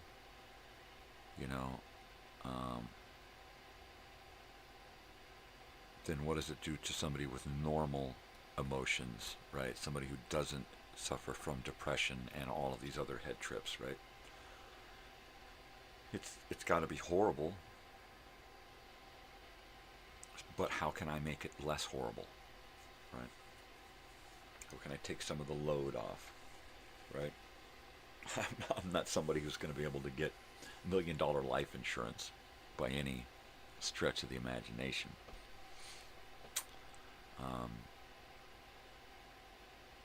I can just try my best to make them ready for the world. That's it. That's why my daughter's still in school and still living at home. And hopefully her mother and she will always be inseparable, right? I think that's going to be important, regardless of wherever my daughter goes, relationship-wise. As long as she always keeps mom close, they'll be fine. Just keep mom with you. What's this room over here? Oh, that's my mom. She's in there knitting. However it works, they need to stay together. Your mom, she got a bunch of dogs with her. Yeah. She likes dogs. That's my fault. My wife was not into dogs when we first got married. They were just farm animals, right? They were just things that you had around the farm. They would protect the animals and protect the farm, and you'd feed them scraps. And over the years, to my wife, animals, pets are part of the family now. She's done a complete turnaround. It's crazy. Because we'd go to some place and they would have a dog there, a farm dog or something, and I would just be drawn to the dog, and I'd be hanging out with this scrappy little, all, chewed up old thing that spends its whole life outside doing outside stuff, right? And so I just go hang out with this dog. The dog's like, wow, you're giving me attention. This is weird, And from then on, she saw how, me and dogs were. God, if I could have a cat here, my pet world would almost be complete, right? I would have to live out in the wild somewhere in order to have my my animal dreams fulfilled. A place where I could commune with the actual wild animals, right? That would be great. And have my animals kind of be friends with some of the smaller wild animals. That'd be neat. That'd be so cool. Totally. Well, it's after 6. I imagine somebody in the house is going to be waking up soon.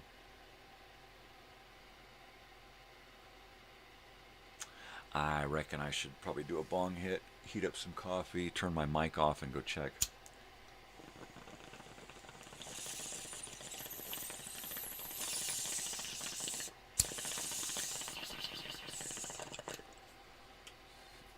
Wow.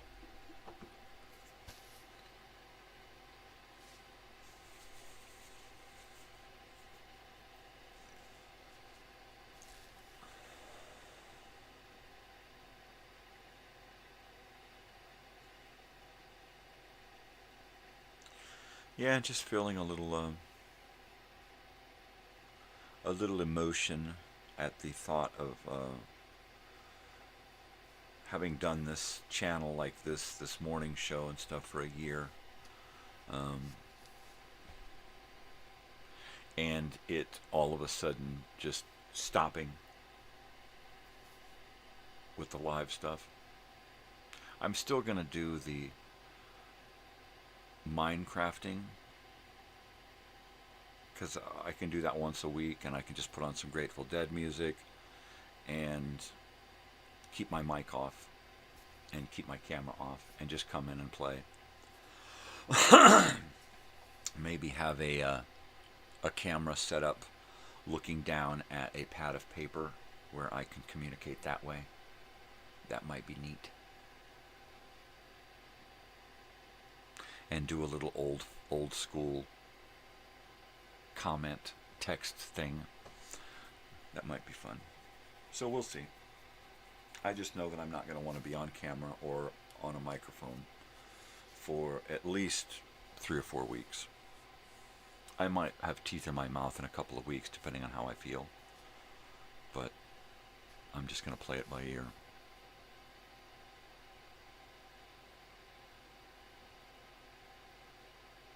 Yeah. All right. I'll be back in a few minutes. I'm going to check on the house.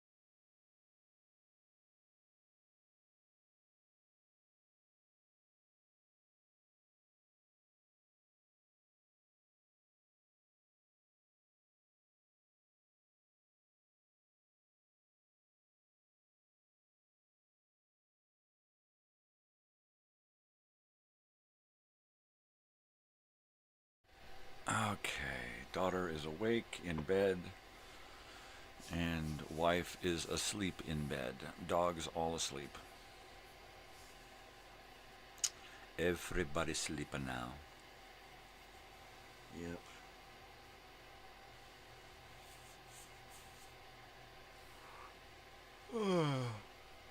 Oh yeah. Well, not doing the morning show. It'll be easy to give up the coffee. I won't be getting up at 4 a.m.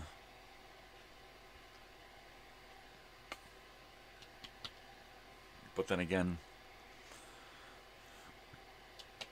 once my insomnia levels off after the caffeine withdrawals, I should be back to my regular couple of hours here, a couple of hours there. I imagine without the caffeine intake for a little while, it's going to be crash and burn, crash and burn, crash and burn every day, all day long, with no energy pick-me-up. And I'm going to try to do everything across the board, kind of flip everything. No more caffeine, no more sugar. Cut out this, cut out that. Try to do enough changes so that I can see some actual changes in my health. Right? What are you gonna do? Right? All right. I love coffee and Coke and junk food.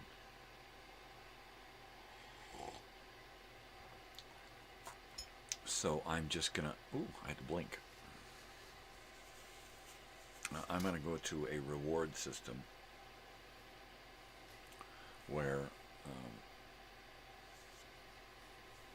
I just give myself treats for having accomplished so long without doing the bad stuff, and then give myself some kind of little treat that's not so bad, right? Pringles probably won't be on that list. Snickers bars probably won't be on that list. I'm going to have to find something that is a treat but isn't going backwards, something that isn't reversing all of the good that I'm doing. So some kind of treats, and then at some point I want to switch completely to edibles, gummies, so that I'm not smoking at least one day a week, maybe more. I'm just going to play it by ear, see how it goes. I know I've got to make a change there when I come back in the late winter, early spring, and I've figured out how to use my new mouth, right? I'm going to want to start singing again. And hopefully that new mouth will be easier than this mouth, because my mouth now is changing so much because my teeth just don't want to stay with me anymore. And my mouth is changing so much that sometimes I bite my tongue.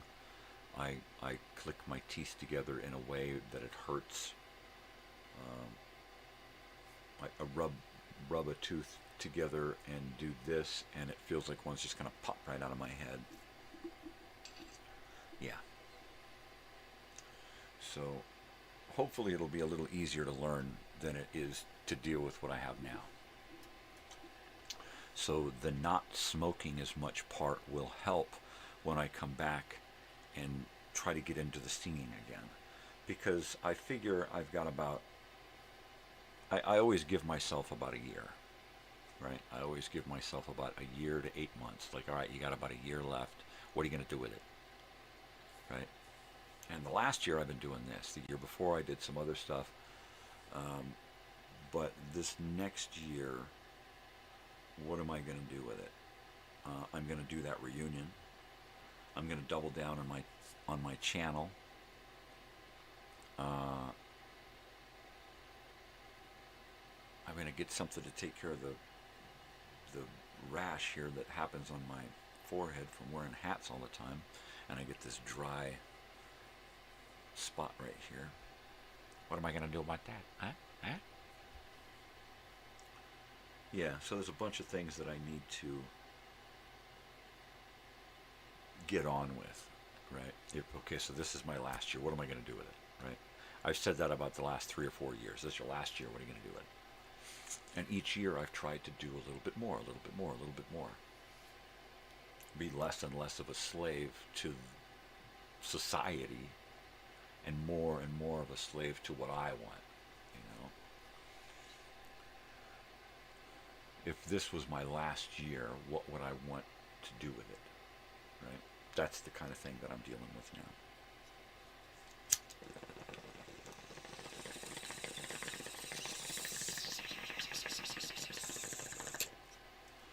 So I figure smoking less pot is going to extend that time, as well as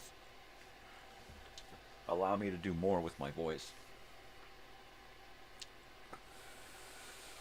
Who knows? I might totally dig edibles in a way that I didn't know I would, right? It's just the act of smoking that I've always enjoyed. Pretty much. Yeah. So I'm really enjoying the way I've got my little shack here decorated. I'm going to start putting some pictures up on this wall behind me, and then maybe I'll aim a camera at that, and that will be my third camera. 'Cause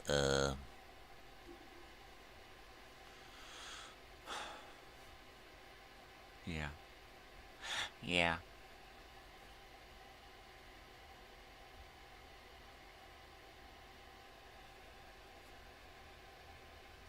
Stay focused. Last night I put together, I don't know, 6 or 7 or 8 weeks. I think I put together 6 weeks of movies, educational films, in little files for each week. And then I made I made 1 or 2 weeks worth. So I need to go back and I just need to pump out a bunch of those and knock out a bunch of those things and have them stacked up and then upload them as quick as I can. I think with or without my daughter, I'm going to have to upload YouTube onto my phone here and do whatever video checks they require to authenticate me so that I can start uploading more, so that I can get that rolling.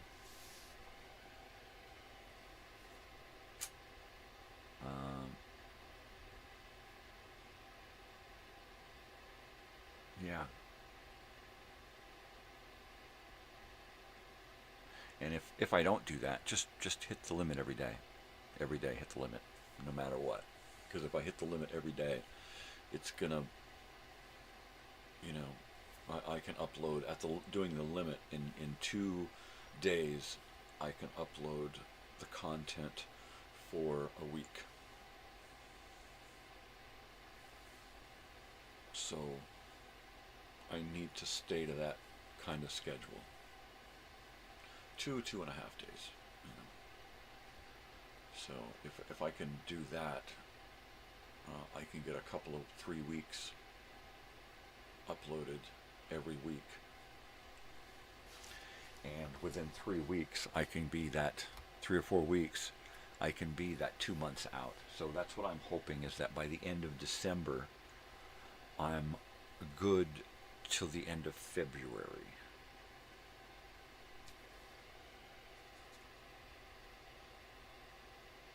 There's so much I want to do. But I don't want to stop doing this, right? I know other people are doing all kinds of the same shit on YouTube and uploading all kinds of old-time radio shows, and everything that I'm doing you could find elsewhere. But I'm hoping that eventually, with enough on the channel, I can start getting some of these viewers to come in and explore some of these episodes and shows and stuff seriously, you know, and discuss them in some kind of forum, you know, or just people who have got some great insight into this stuff, try to bring them in and discuss things in detail, you know, because it's fun. It's fun, eh?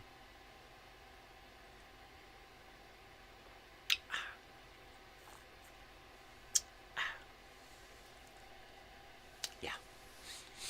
Anyways.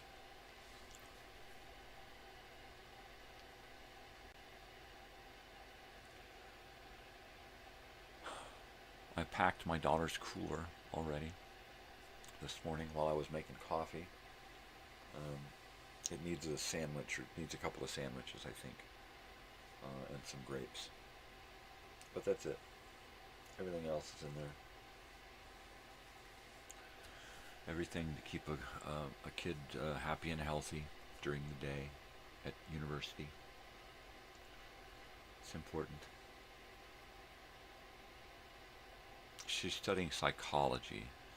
she took the same class in the college here that I did when I went to the college here, Death and Dying. We had the same instructor. She did a lot of the same work that I did in the class.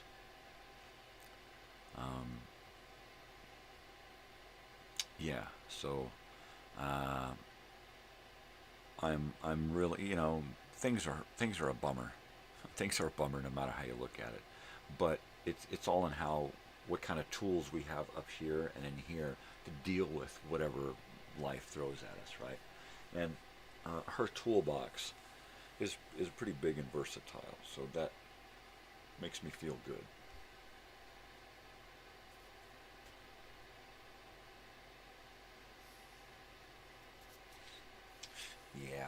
Yeah.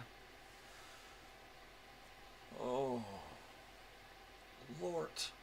L-O-R-T. Oh, Lort. Oh, the sun is coming up. You see that? Little sun coming through the window. Dog on the couch. Ooh. So when I installed this ceiling light in the living room and wired in a new 3-way switch, I was able to activate this up here now because the switch had burned out, and I was able to activate the outside light on the porch out front. And last night I went out there and I took the old crusty bulb out of there and I stuck a new one in there. It took me forever to get my big hands up in there without taking it all apart because it was dark. And I finally got it up in there and got it into the hole and turned it and screwed it in. And a bright white light came on outside and brightened up the whole porch and out into the street right across to my van. Yay!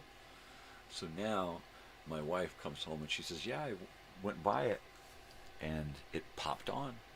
And I said, there we go. So it stays on now at night, all night long, so that it can pop on when somebody walks by. Next step is to put a camera out there with some kind of monitor in here, right?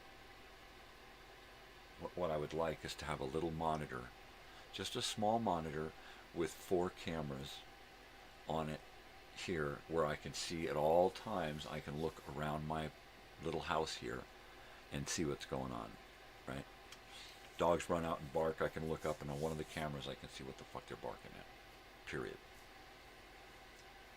That's it. And that when it, have certain areas that record when they're activated, right? I'm sure there's something like that, right? Nothing too fancy, but just fancy enough to know that we're safe, right? Our things are safe, or at the very least, we have proof of anything that has transpired, right?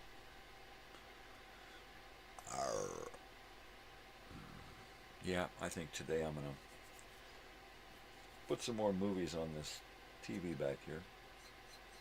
I'm gonna wire up a DVD player at some point so I can watch whatever I want right here. I've got 1 million VHS, DVD, Betamax. I've got Laserdisc, but I don't have a player. So we'll see. We will see if I can come up with one.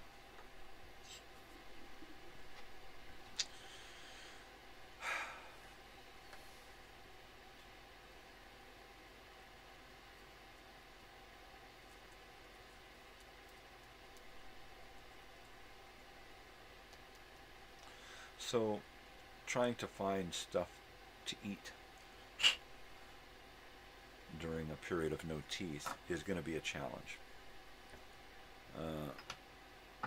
And then staying busy is probably the next biggest challenge, is staying busy doing stuff, because I won't be doing this and I won't be doing a number of other things for a while.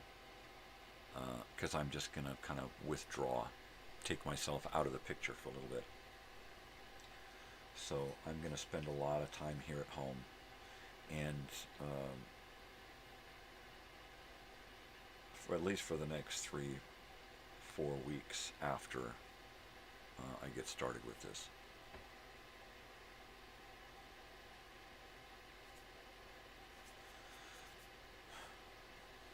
A new year, a new calendar, a new schedule, a new routine.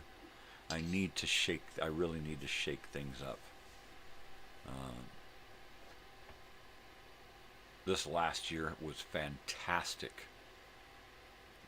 Getting the channel going and doing all of this stuff and learning about all of this stuff.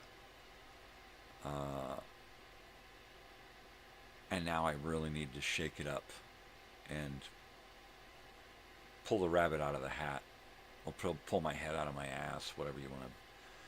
It needs to really pump it up. I just really need to pump it up.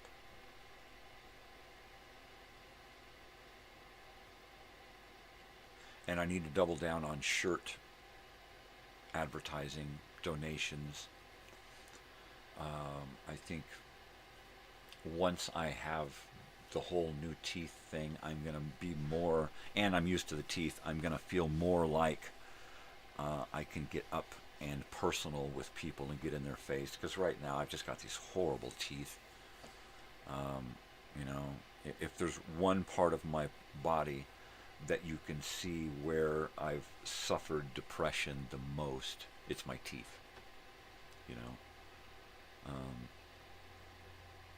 mainly, you know, when you don't want to get up out of bed, you don't want to brush your teeth, you don't want to look at anybody, you don't want to look at yourself, you know. It takes its toll on your body, your face, your teeth, everything. I used to chew my fingernails a lot. Now I can't now because my teeth are too bad. But I gave that up years ago, mainly because my teeth are my nails are so thin and fragile and brittle. I just have to keep them trimmed, or they just shatter. It's horrible. It's just horrible. Horrible. Anyway, people are waking up around the house. I might turn the microphone off at some point, or put on a radio show for y'all to listen to while I'm up doing stuff with the girls.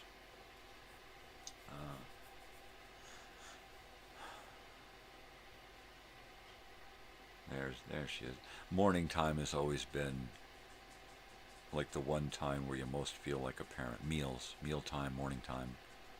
That's when you most feel like a parent, when you're most needed by your kids. Feed me, right? Ah, totally, man. Friggin' totally.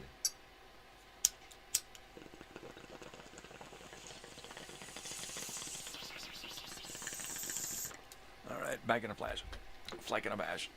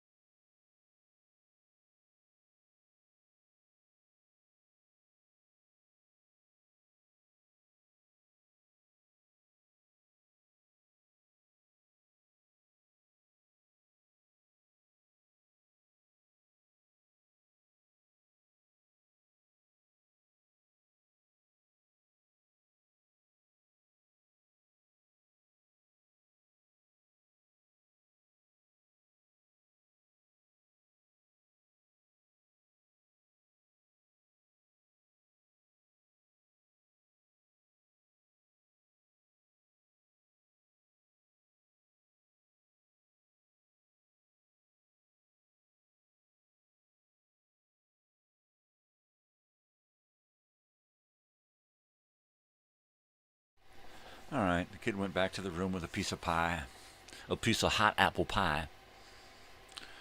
And I am waiting for dogs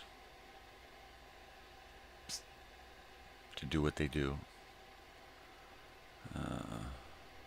So here's one of the little shelves that I put up yesterday. Of course, I need to still put pictures on the walls and stuff, but here's one of my little shelf there with all of my little desk knickknacks on it. And then underneath there's a bookshelf for all of my notebooks and morning show stuff. And then, of course, the book that I'm reading right now, and a photograph of somebody that I do not know, but she's got a lovely set of boobies, so I put that picture in a frame. And what can I say? I'm a booby guy, you know. Yay, women. And the reason I love that photograph is because even though she's topless, she looks so strong and calculating and in control and powerful, I guess. Yeah, I really dig that. Totally. I really dig it. Yeah.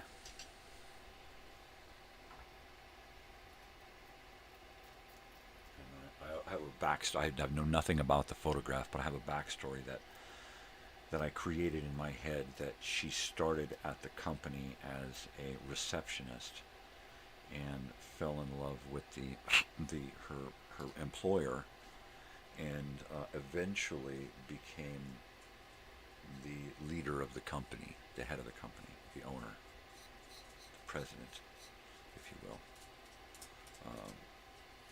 because she learned the company from the inside, and did it better than anyone else. And because she did most of the behind-the-scenes stuff anyway, you know, she knew that she could run the whole company herself, and so therefore she did. Hi, Sam. Come on up here, bud. Come on up here. Come on. I'll cover you up. Come on. Get up. There you go. There you go, buddy. There you go. I know. You just want a blanket. That's a good boy. That's a good boy. Ah, little boy. Yeah, little boy. There you go. You want to pick it up? Hi, buddy. You're so cute. You're so cute. Anyways, like I was saying, host. What was I saying? Occupied. Something to keep me occupied for the next few weeks. I have to get a new calendar. It's December, which means I need to get a wall calendar that needs to be about probably right directly above this little desk area here on the wall. Should be wall calendar. Something that is, you know, just in there with those pencils. And then it's a desk blotter calendar, something big, so that each day is a couple of inch square, right?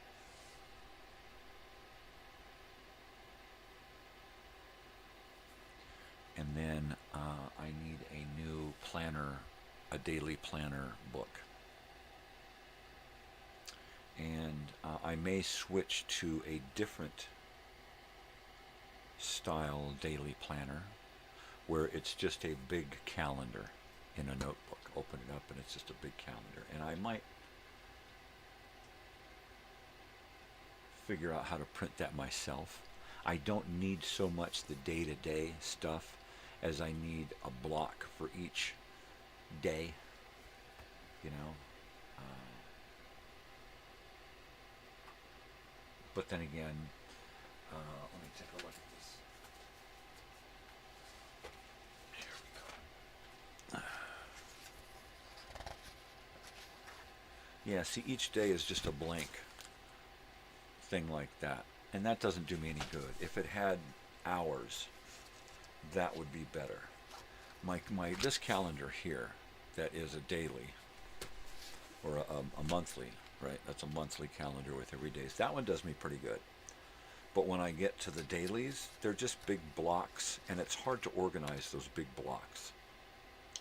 So I need to find something with a calendar, and the daily needs to be a page, and it needs to be hourly. Because then I can organize my channel hourly per day, right? Sometimes I only do 3 episodes of something uploaded every day, plus a live. But on like a holiday, I'm going to want to upload 10, 20, 30 videos on a holiday for the whole day. So I want to be able to write those in by the hour, by the half hour. So I'm going to have to figure out, do I want to print that? Do I want to keep printing my own sheets and then do every day? Do a weekly, do a monthly, do a weekly, and then do a daily, right?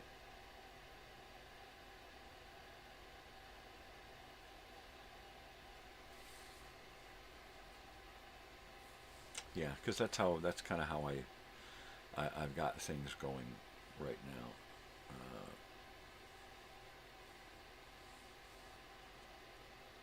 Pretty much weekly and daily.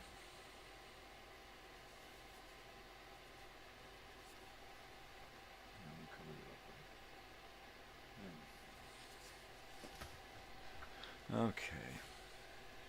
So Mom should be waking up soon. Mom should be waking up, and then we'll be turning off the mic again. And warming up the coffee again. Yep.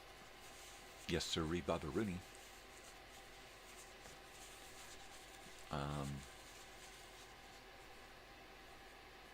I guess I am going to finish here this morning and start uploading as quick as possible.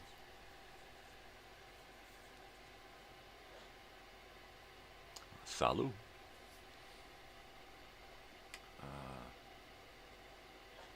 Salut. I got a sneezy kid in there. Let's see. I can upload into... That's not the one I want. That's the one I want. Ooh. I haven't written anything down yet. I'm uploaded almost through next week, and then I can be working on the following week. Yeah, if I can just get ahead of the game enough.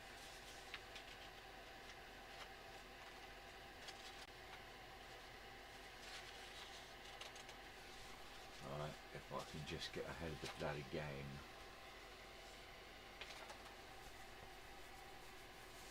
That's it.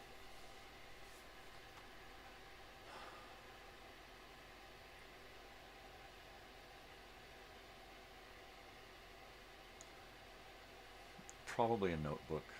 Turn a notebook into calendar. Spend the money on printer ink and paper, and print a reasonable facsimile of what I'm doing now. Look at this calendar book and see how I've used it, and see how I could best recreate. It looks like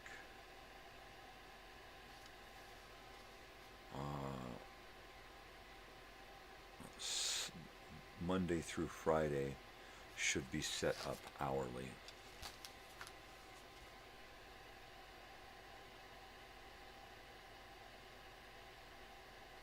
I should switch to keeping track of stuff in one book rather than two. I've got this calendar book and a daily upload deal, so I should probably switch to one and rather than just do 5 days a week, do 7 days a week in that book. have a weekly chart, and then what every day should look like.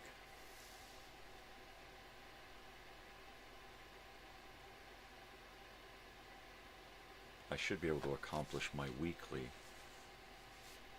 and my daily on one page, unless a daily is a holiday, and then it should need its own page.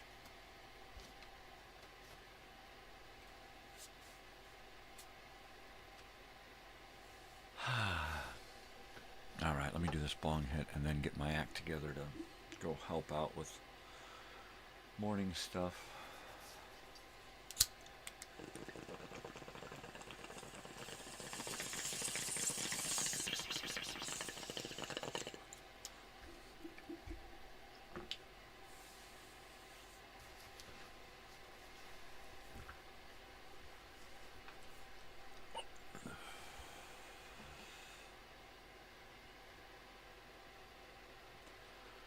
Heat up my coffee. Heat it up. And then see what's going on out there, and I'll be back.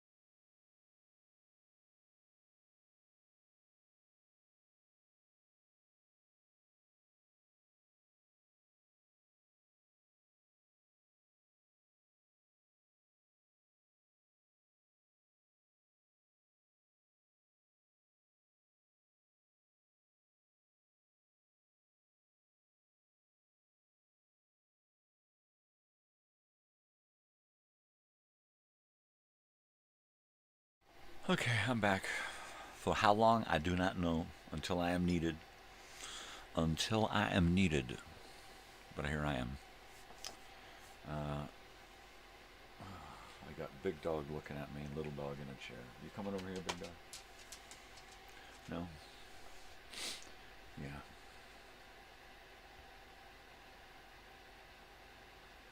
My life is pretty uncomplicated. I like it that way. Mainly because I can't work a normal job anymore. So I work when I have to, or when I can. And most of the time I do this crap, or try to keep my life occupied.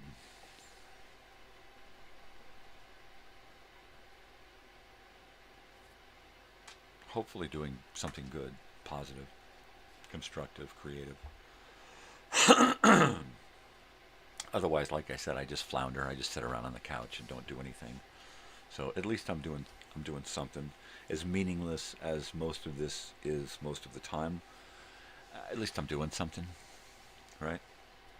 And it seems to be practice for something. I think this is eventually going to evolve into working on more original content and more original videos now that I have a lot of practice with the editing and putting things together. Same thing, dummy. Hi, Bessie. What's up? You want to come lay down? You want to come lay down? Huh? You want to lay here? You can lay here. You want to bed? You want to lay here? There you go.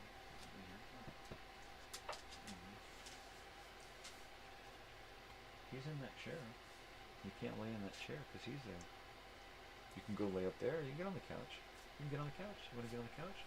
That's why we keep it covered, so you can get on it. No? You don't know what you want to do. She never knows.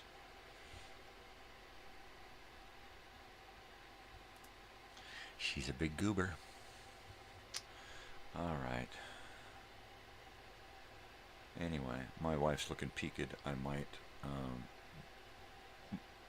have to volunteer to take my daughter if she's not up for it, which means I'll cut my show off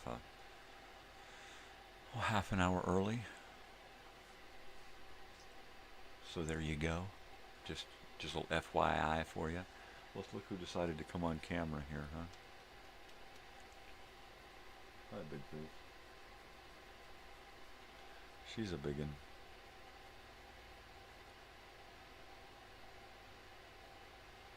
She's a biggin.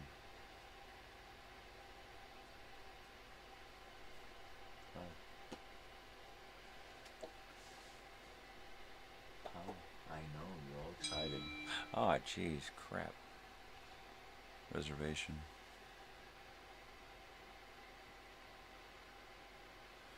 Alright, well, let me drink some coffee, do a bong hit, and then go figure this out. Figure out what I'm doing. Because what I'm doing is what I'm doing. When I do what I do. When I do what I do what I do. When I do what I do. Do what I do. I do what I do, what I do, what I do. Totally. Totally, man. And that's what I'm thinking. I'm thinking, you know what?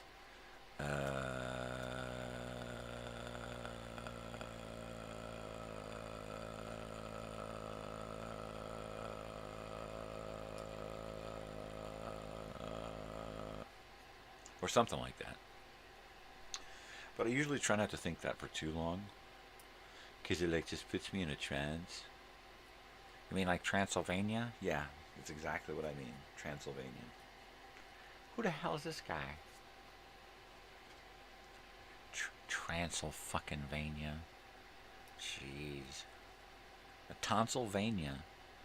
Yep, that's your jugular veins. Tonsylvania. Oh. Just stop making shit up. You know? You're no good at it. So just forget it. So just forget it. Forget about it.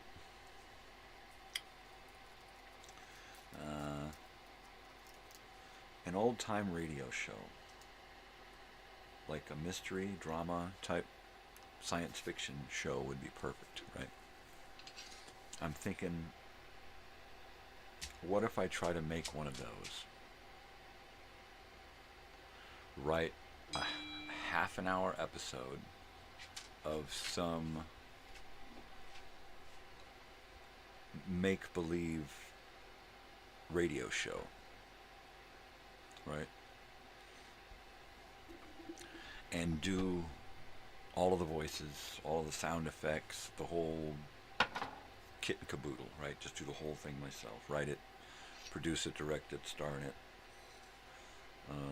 Do the music, whatever. Whatever I gotta do, I gotta do it. And that would be fun. That's like one of them bucket list things. You know, get all of my songs recorded with music videos. Create some documentaries and movies about my life. Make some entertaining videos or audio stuff, like a old-time radio. That would be neat. I'd like to do like a 20-minute movie. You know, something not too crazy. Something like an extended music video type thing.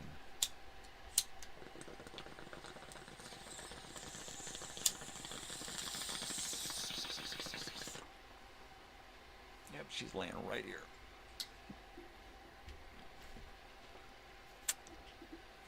All right, back in a flash. Flack in a bash. No, really.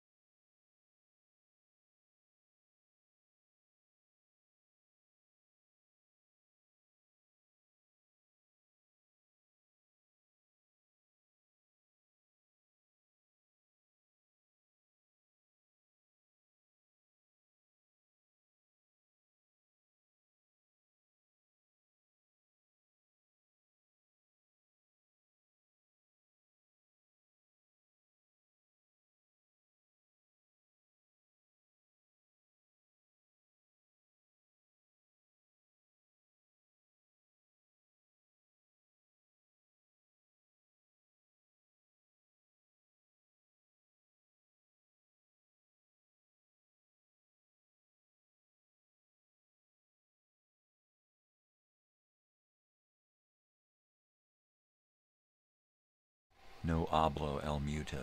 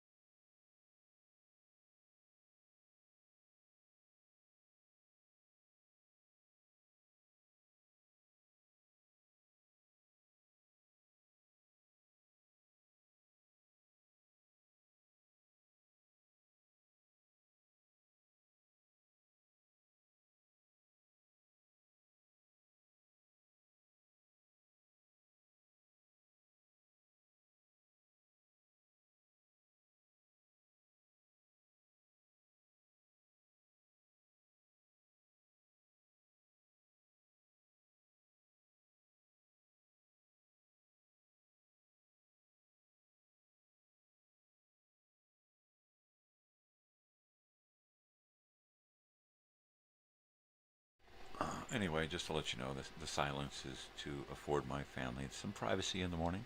I'll be back shortly.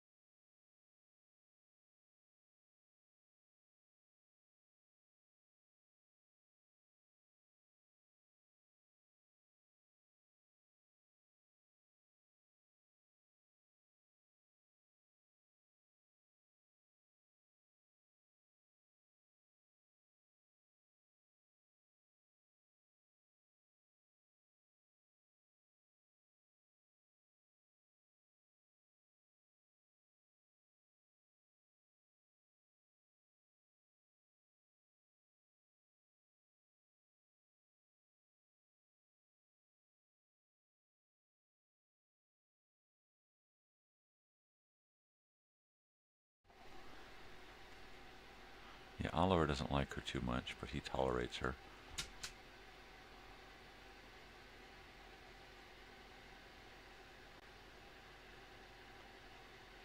He's checking out her face. Ooh, family's back.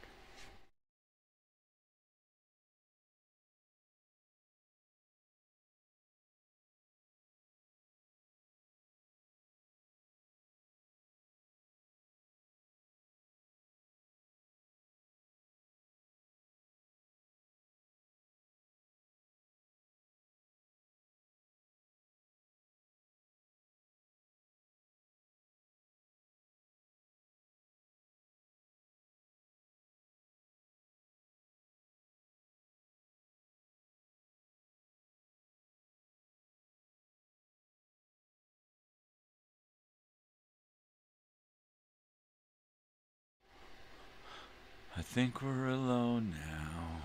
Doesn't seem to be anyone around. I think we're alone now.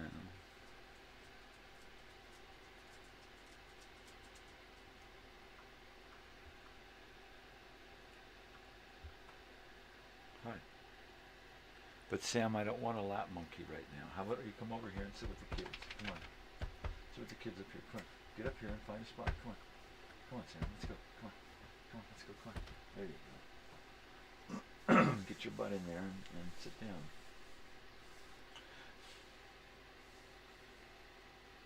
Good boy.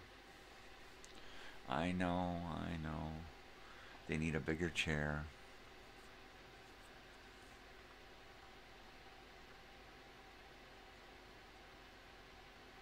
You guys need to lay in rows.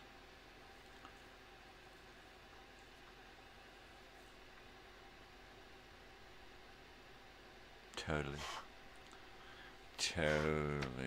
Oh my God. No way.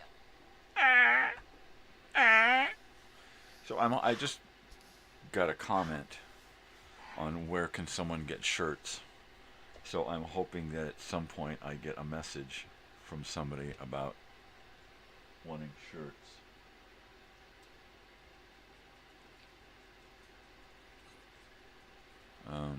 Because that's the only thing that's going to keep this machine rolling is shirts. So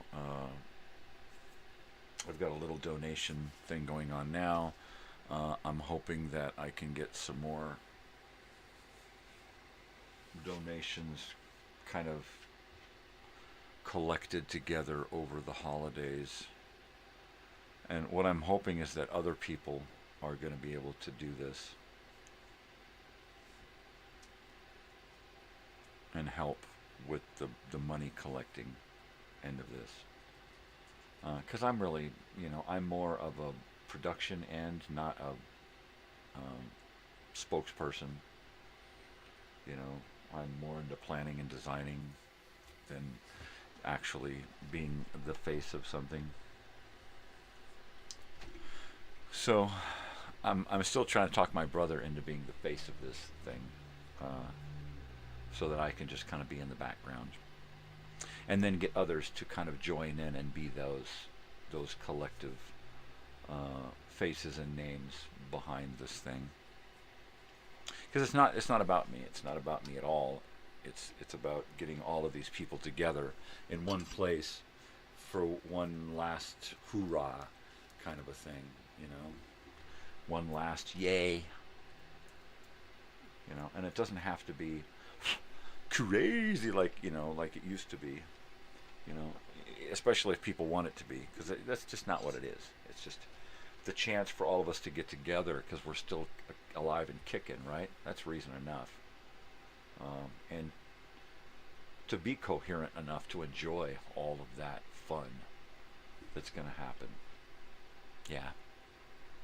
I plan to be fucking pretty damn sober the whole time. Yeah, I'll probably eat a few edibles, smoke a little doobage on occasion, but I'm not going to be wasted. I may even have a drink. And I'm hoping that others will just kind of take it easy, right? Leave that stuff at home. If you're a hardcore partier, just leave it at home, you know. That's the only stipulation, is that this is not that. This is not, hey, we're gonna get so fucking wasted. This is not that. That's something that you do on your own time, on your weekends at home, you know. And there's a lot of people who are just gonna hopefully just get shirts at the least, you know, or this elbow thing. At the very least, if we can just get people to donate for shirts, you know. Please. And then if the people who donate for shirts can then help in some small way collect some more donations for more shirts, that's how it's all going to work.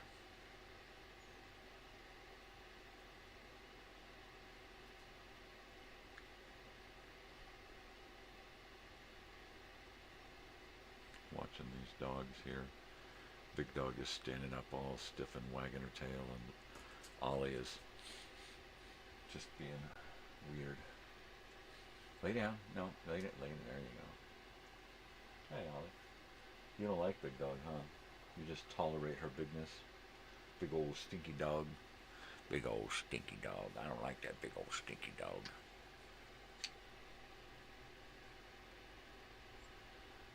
All right, I got a few minutes here to wrap it up. Thank you for being patient with my silence this morning. You know, I have to give my family the opportunity to have a private morning without having the whole world paying attention to what they're saying. On occasion, I will leave the mic on. But there you go. See, nobody stopped by today. Of course, it's Monday, so. But I do miss people who don't stop by, namely Joey, Jacob, people who haven't stopped by in a long time, the Mikes from up in Canada, and Krim over there in Scotland, and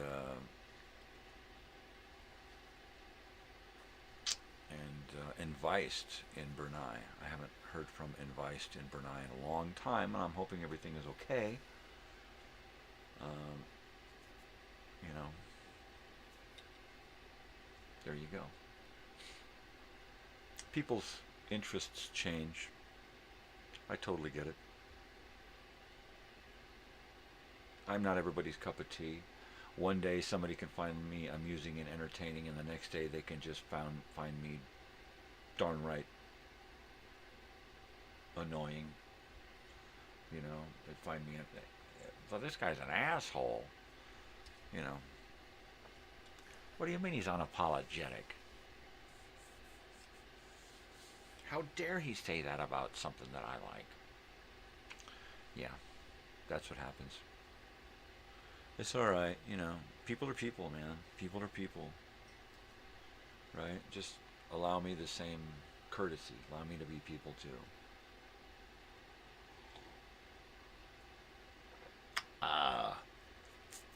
Oh, baby. Baby.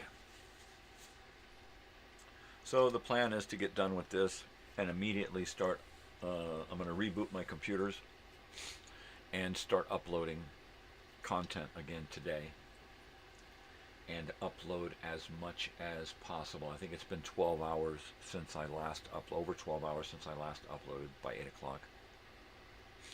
So that's cool. I've got 5 educational films and 2 radio shows to upload for next week. And then I will start uploading more Dimension X and old time radio shows, just every day, as many as I can get away with. I'm gonna upload until I finally decide to do that thing that allows me to do more uploads, right? I don't know, some technical crap. So we'll see. I happened to pick up a couple of packs of edibles when I was getting my usual marijuana supply for this week, figuring that next week I'm not going to want to go down and get anything, and I'm not going to be smoking anything, so I picked up a couple of packs of edibles, and that will hold me for a little while until I can get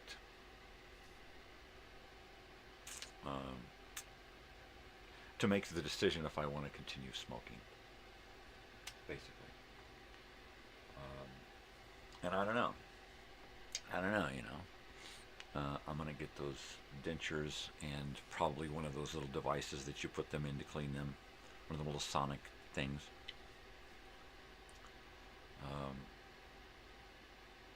And just see how it goes. I think it's important that if I don't stop smoking entirely, I at least cut down dramatically. Oh, and of course these guys have finally, that was a bald spot there, oh my God.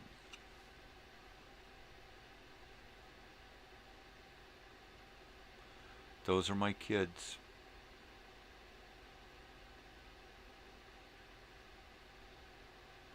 And they love each other as much as I love them, because I don't force any human stuff on them. I don't make them fit into, you know, what I think they should be. I just let them be dogs.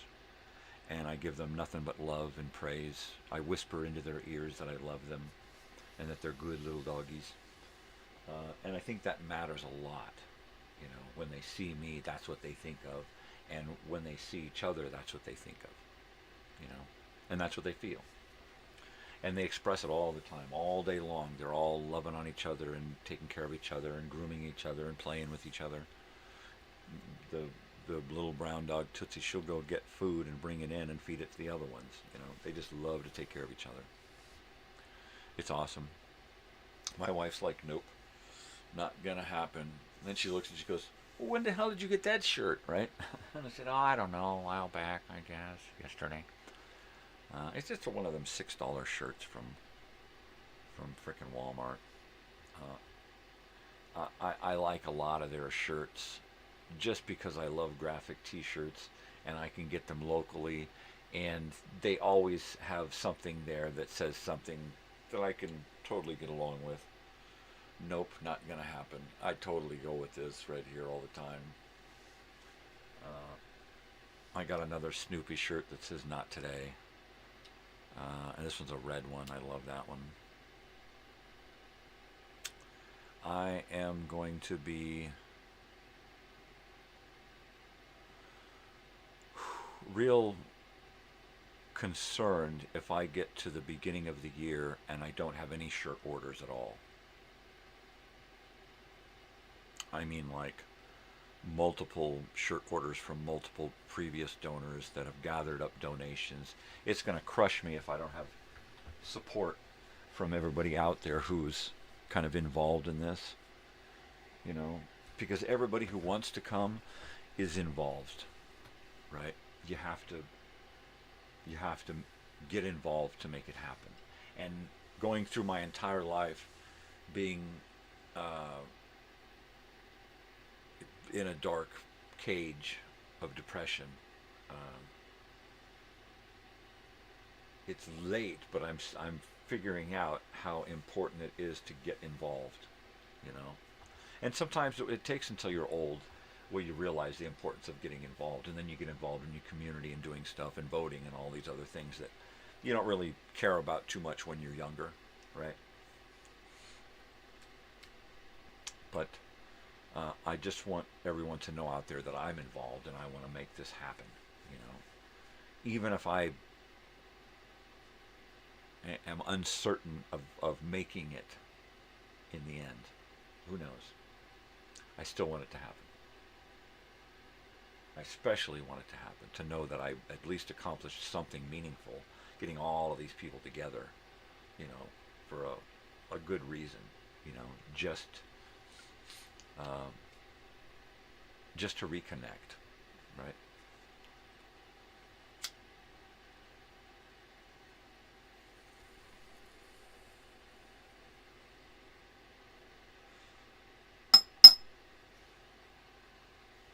Wow. It's getting late. Getting late in the morning. Just about time to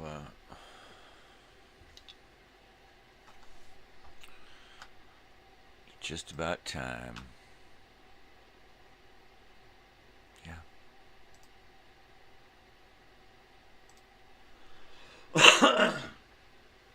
Well.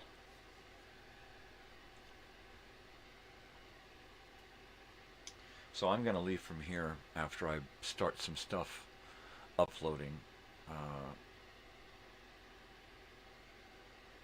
I'm not sure exactly where I am with uploads. Let me check my book.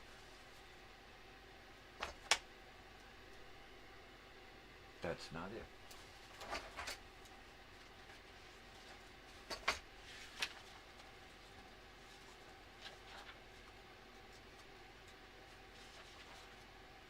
Here we go. Okay, so the week of the 9th, which is next week, 9th, the day that I go to the dentist, I need to upload 2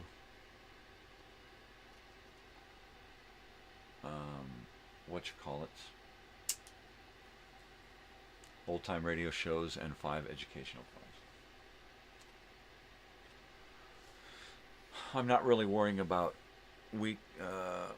weekly program guides until the Friday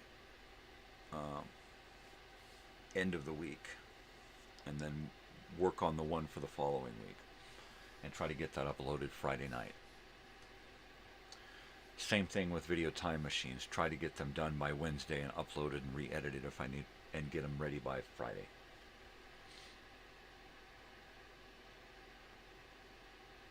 So this week I need to work on a video time machine for this Friday and a weekly program guide for next week. And then the same thing next week. And then every week just continue with the rigmarole of booting stuff up, getting it on there, getting it on the program. All right, people, it is time for me to shag a leg on out of here. Let me go ahead and load up my end credits. Thank you for joining me. It's been fun. It's been real, but it ain't been real fun. All right, guys. Love you. This has been unsuspenseful as usual, and I like it that way. I like it a lot. Alright, you know what to do, people. Be kind, be nice to each other, spread peace and love, but not bullshit. Most especially stay weird, because if you ain't weird, ain't nobody gonna be weird for you.